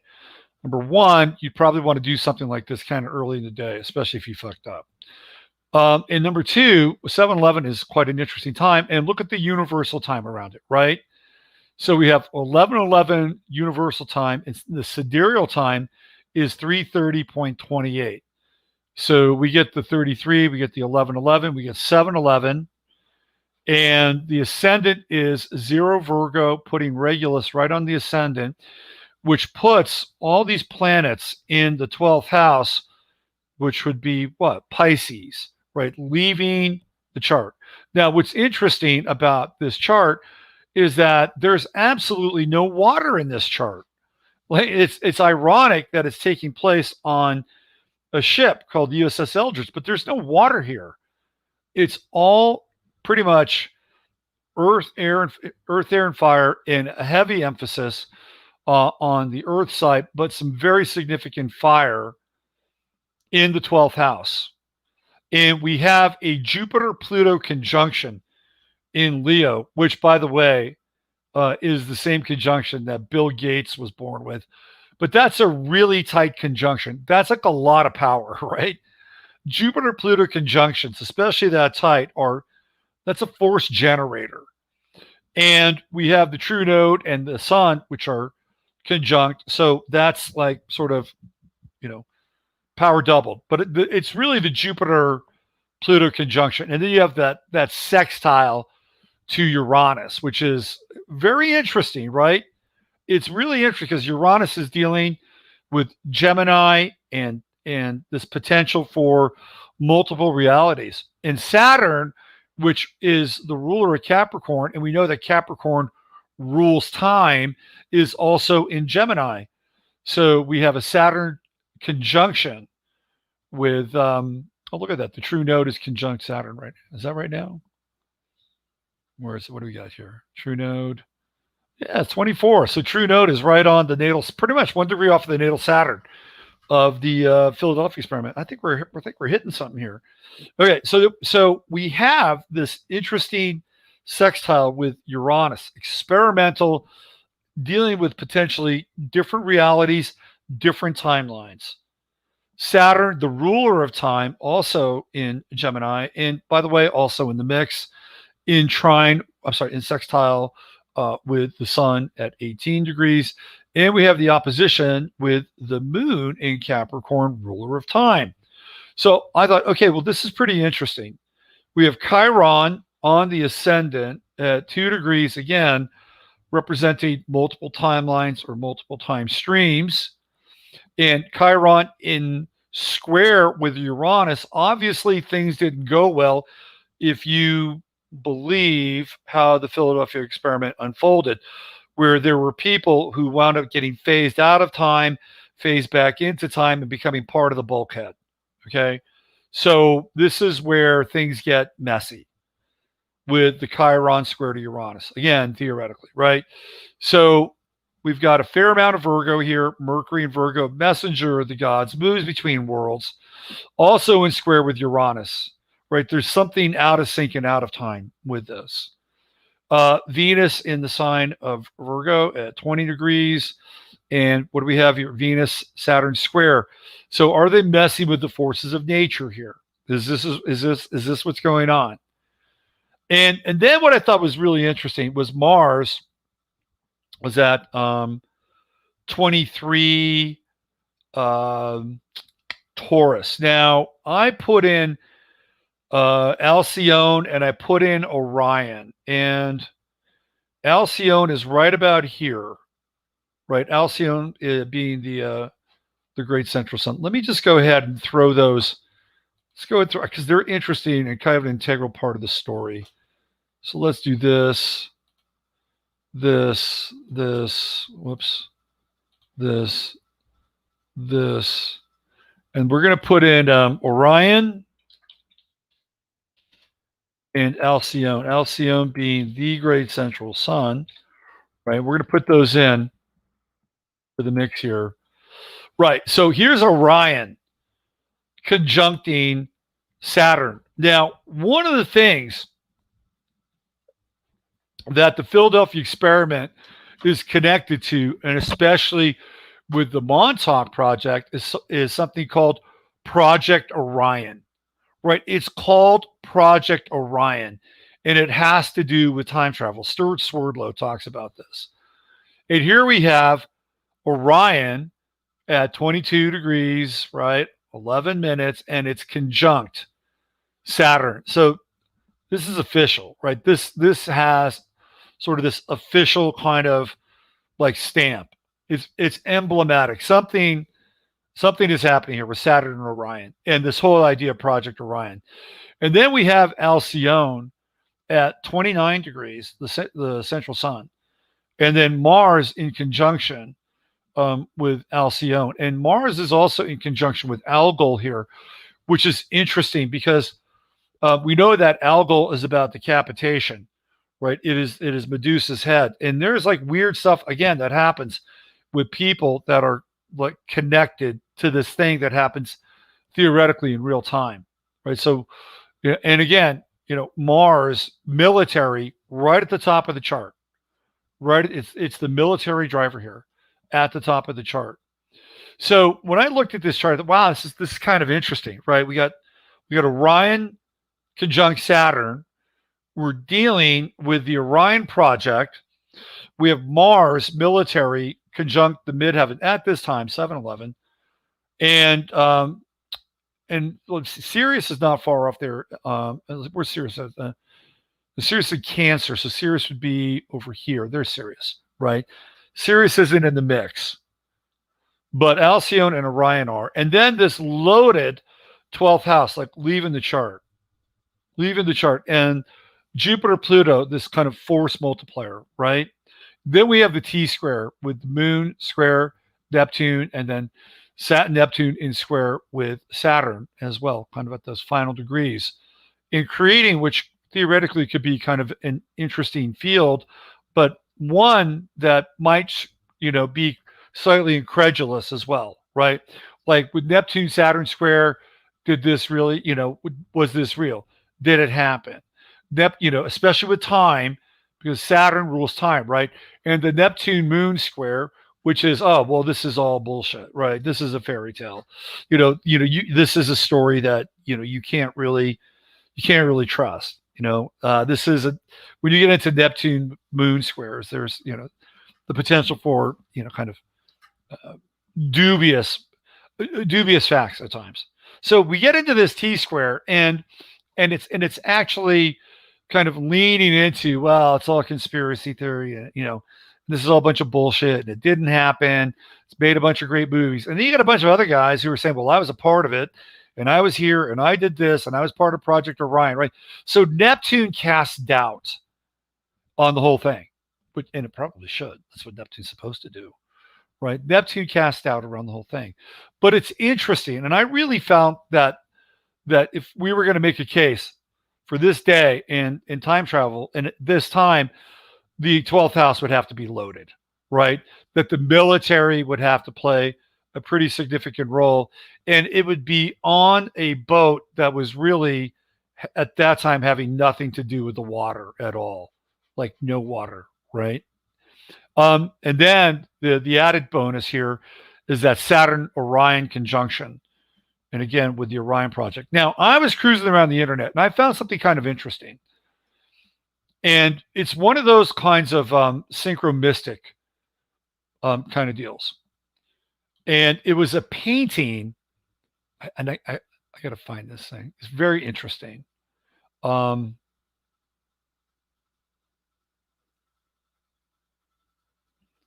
by the way, do you know who was born on August 12th? George Soros, born on August 12th. And Madame Blavatsky was born on August 12th. Another interesting. Abigail Folger was born on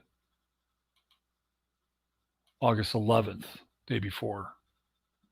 Okay, I just have to find this this painting. Why is it whenever I want to find something?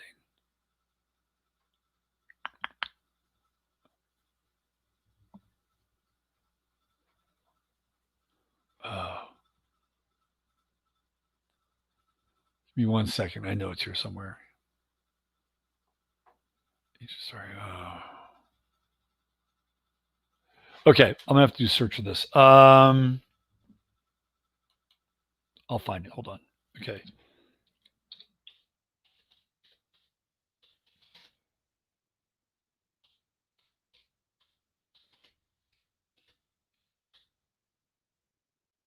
Okay.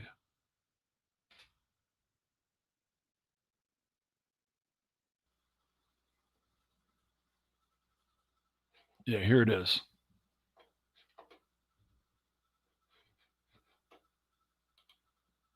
So this is very odd. This is very, very odd. Okay, so while at the same time that the Philadelphia experiment is taking place, theoretically, this painting was essentially being debuted at the Tate Gallery. This is very odd. So, slipway. And when we think of the USS Eldridge, what do we think? We think of like time literally slipping away. So this is slipway, Reykjavik Harbor, August 12th, 1943. So there's an artist, his name is Thomas Hennell, and he was actually in the British Navy, and he painted this in 1943. He died in 1945. He died in the war. He paints this on the same day as the Philadelphia experiment. Like, this is really bizarre. Really, really bizarre. And even the painting looks like it's, kind of like, slightly impressionistic, and it's kind of moving in and out of time. And the name Slipway is to me, it's like, wow, this is kind of mind blowing that the same day the Philadelphia experiment is taking place, this guy is making this painting in Reykjavik, Iceland, the same day. And he's titling it Slipway. And it's literally looking like he's just slipping right off the canvas. Quite strange. Very strange. Anyway, it gets into that whole Gemini piece. Saturn's in Gemini. Uranus is in Gemini, right? There's this kind of, sort of mirroring of a reality or a captured event. And while the USS Eldridge wasn't captured, literally slipping away, this boat certainly was, by Thomas Hennell. It's really odd stuff. Another really odd thing is that the character in the time tunnel, the character James Darren, who plays the guy who jumps through the time tunnel, goes back to the Titanic, which is again another ship. James Darren shares the same name pronunciation wise as Bobby Darin. So they have two Darrens, right? And they were both right around the same time, but they're spelled differently. Okay, they're spelled differently. And the weird thing, though, is that they share something in common. Quite odd. So their names are spelled differently. Darren, and then Darrin. Now, Bobby Darin's real name was Walden Robert Casoto. He was born May 14th. All right. So there's this connection with Bobby Darin is his wife. So Bobby Darin marries a singer, right? An actress, Sandra Dee. So Sandra Dee, he marries her. Sandra Dee was an actress that starred in movies with James Darren. So it's really weird. It's like Sandra Dee was shared by James Darren and then Bobby Darin. One was on screen and one was off screen. And what were the movies that she was in? Gidget. She was in the Gidget movie. Right. She was in Gidget with Bobby Darin. So she played, James Darren. So she plays James Darren's girlfriend in Gidget and then marries Bobby Darin in real life. There's another kind of strange anomaly with the two Darrens. Now, Bobby Darin, I get into Bobby Darin. I think Bobby Darin is actually Frank Sinatra's illegitimate son. But that's for another show. That's for another. He had a very, very odd life. And the weird thing, okay, all right, now I'm into it now. Okay, I'm into it. Okay. So Bobby Darin, let me show you his page. So we're going to get into some Gemini stuff now. I'm sorry, I'm just sort of riffing. We're going to get into some Gemini stuff now with Bobby Darin because I've been wanting to do this for a while. It's very odd. So we're going to go into just Bobby Darin briefly. There's some strange shit here. Okay, so this is Bobby Darin. And he was born Walden Robert Casoto, a very talented guy, by the way. Very talented. And he started his career writing for Connie Francis. Now, he wrote Splish Splash and Dream Lover and Mac the Knife. Now, Mac the Knife is a song that Frank Sinatra would sing. He also wrote Beyond the Sea. Okay. Bobby Darin was a pretty prolific songwriter. Now, here's what's interesting is that he became politically active. He worked on RFK's campaign. He was present. He was at the Ambassador Hotel the night that Kennedy got shot. Okay, so he was there. He was there. Now, here's what's interesting. Gemini, June 4th, 5th, right? During the same year, he discovered he had been raised by his grandmother and not his mother.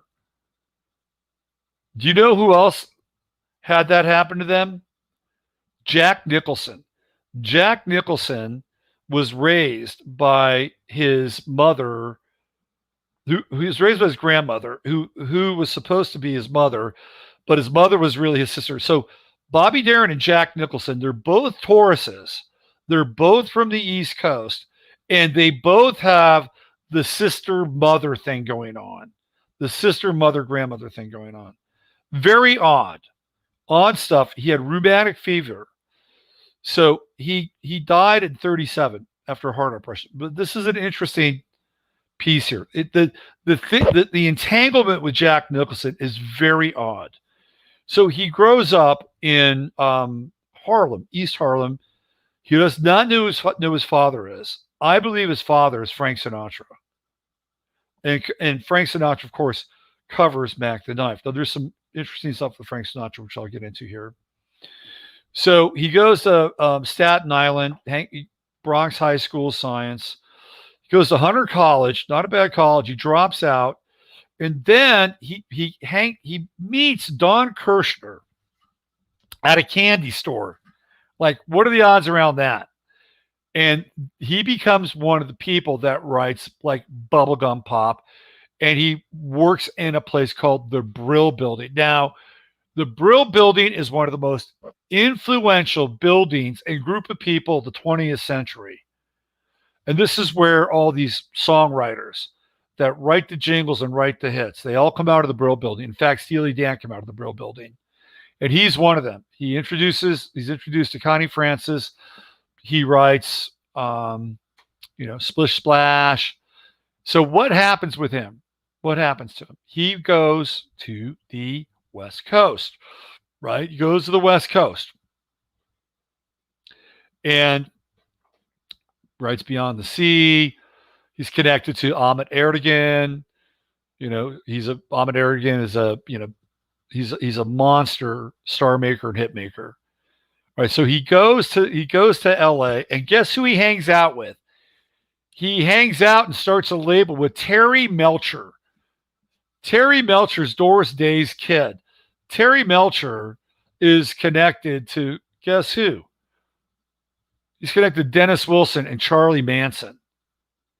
Charlie freaking Manson. So he starts a label with Charlie Manson. Charlie Manson's buddy, Terry Melcher.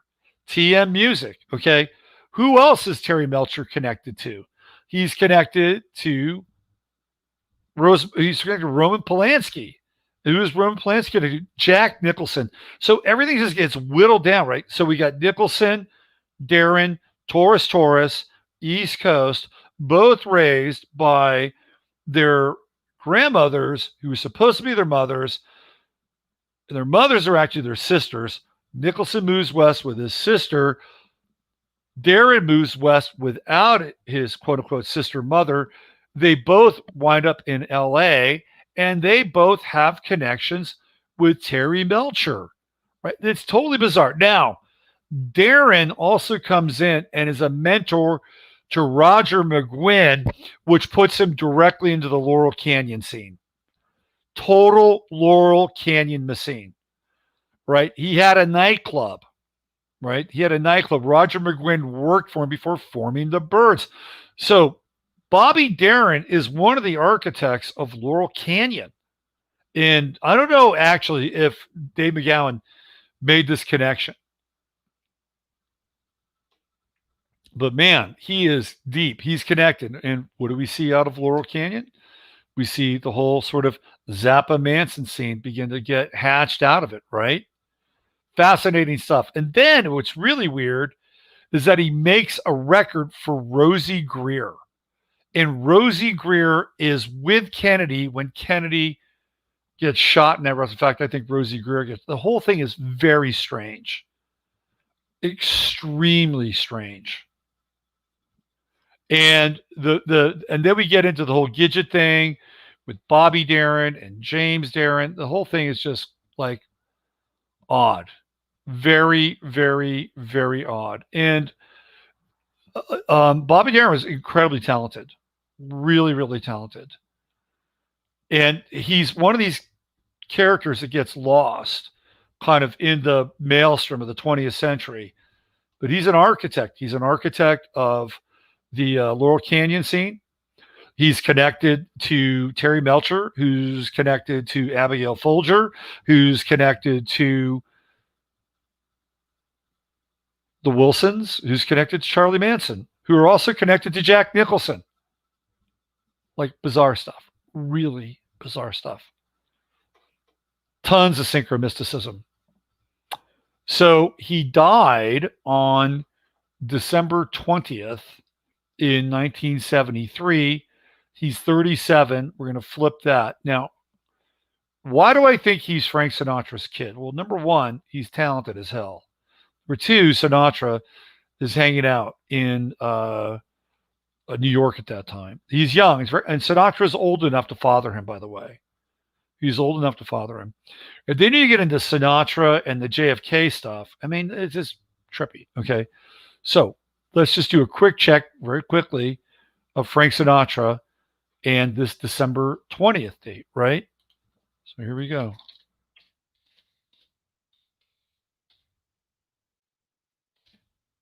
Right here, right? So Frank Sinatra died on May 14th. That's Bobby Darin's birthday. Like, how weird is that? How weird is that? That Frank Sinatra would die on Bobby Darin's birthday. If I'm looking for a clue, that's the clue I'm looking for. So I think Frank Sinatra ultimately is Bobby Darin's illegitimate son or illegitimate father. Bobby Darin's Frank Sinatra's illegitimate son. There you go. All right. A little sort of weird synchromysticism divergence with Bobby. I've been wanting to talk about that for a while, but that whole thing with the whole high strange with Nicholson, Taurus, East Coast, supposedly raised by the mothers. Actually, the sister is the mother. They both go to LA. The Laurel Canyon connections, the Manson connections, just totally bizarre shit. Totally bizarre shit. Little Gemini synchromysticism for you. All right, I'm out of here. Done on purpose. Very weird, right? Very weird. Ronan Farron is also secret son of Sinatra. Yeah, I believe that too. Yes. Yeah. Gidget made the ponytail something for boys to follow. Oh, that's funny. Isn't Doris Day? That's right. Doris Day is Terry Melcher's mother. Absolutely. Doris Day's got some weird stuff too. She's got some very weird shit going on. Weird scenes. Polanski things were good. Of course, they were buddies, man. In fact, Roman Polanski supposedly, raped the young gal in Jack Nicholson's hot tub. Yeah. Roman Polanski, absolutely. Yeah. Yeah. It's wild, right? I can't take it. Never heard of it's the Brill Building. The Brill Building changes the people that come out of the Brill Building, they change music, they change everything. Just everything. I one of these days I want to do just a show on the Brill Building. It's really not a lot of people talk about the Brill Building. I mean, in terms of cultural impact, but I'll just do a quick little Brill Building. Like, I'll just give you a bird's eye view, and one of these days I'll do like a serious show on it. It is by far the people that come out of that structure are some of the most influential and important people in the 20th century by the content that they create.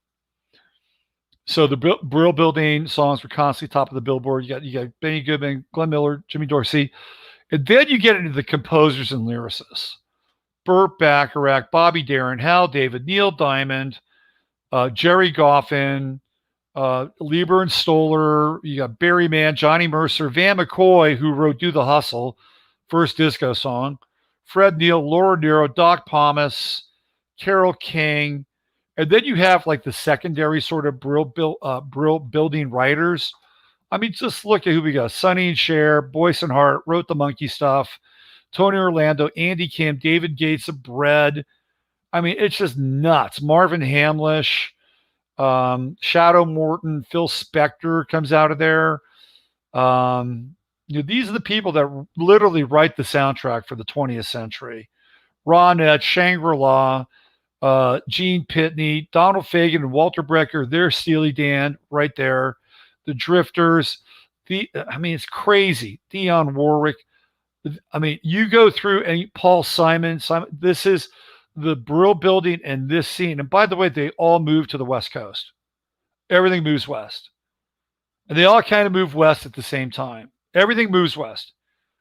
Johnny Carson, live TV, it all goes to Hollywood. And a lot of these people will wind up in Hollywood, and they will be part of the music and recording industry, creating jingles, pop standards, and fueling the scene, really, in many regards, for like the Laurel Canyon vibe, and just shaping pop culture in a massive, massive way. And it all comes out of this one building right there on 49th Street. All right, there we go. 11 stories tall. I guess there's a CVS pharmacy there. And I'll do a major show on that one of these days. I'm out of here. Does anyone else feel guilty for liking some of the songs? No. Man, some of the songs are fantastic, man. Like, you go back and you listen to some of those tunes, they're incredible. And the arrangements are incredible. They're amazing. Well, like, listen to Up, Up and Away by The Fifth Dimension. That's an amazing song. It's incredible stuff. And then you get people like Paul Williams and, Jimmy, what's his name, writes Wichita and Lineman. Well, it's incredible. A lot of those people were not good people, by the way. But it's a great time for music. It's a great time for me with you on Sunday nights. Thank you for being here. I appreciate your time. And I hope you've learned a little bit about astrology tonight, taking the magic carpet ride and starting off with the Supreme Court justices, taking a trip through Ruth Bader Ginsburg into the unfortunate death of Jacob Gardner, rounding it off with some time travel, the Philadelphia experiment, a little bit of Bobby Darin, a little bit of James Darin, a lot of high strange with Bobby Darin and Jack Nicholson, the Manson family, the Laurel Canyon scene, 20th century pop culture, the Brill Building. Where else are you going to find that from start to finish? Right here, Sunday nights, Robert Phoenix, Sunday night, AstroLive. Use your head in order to discern what's real, your heart to step on what's possible. Bless you all. Take good care. Take care of yourself. Situational awareness is your friend. Remember that. Love you all. Bye for now.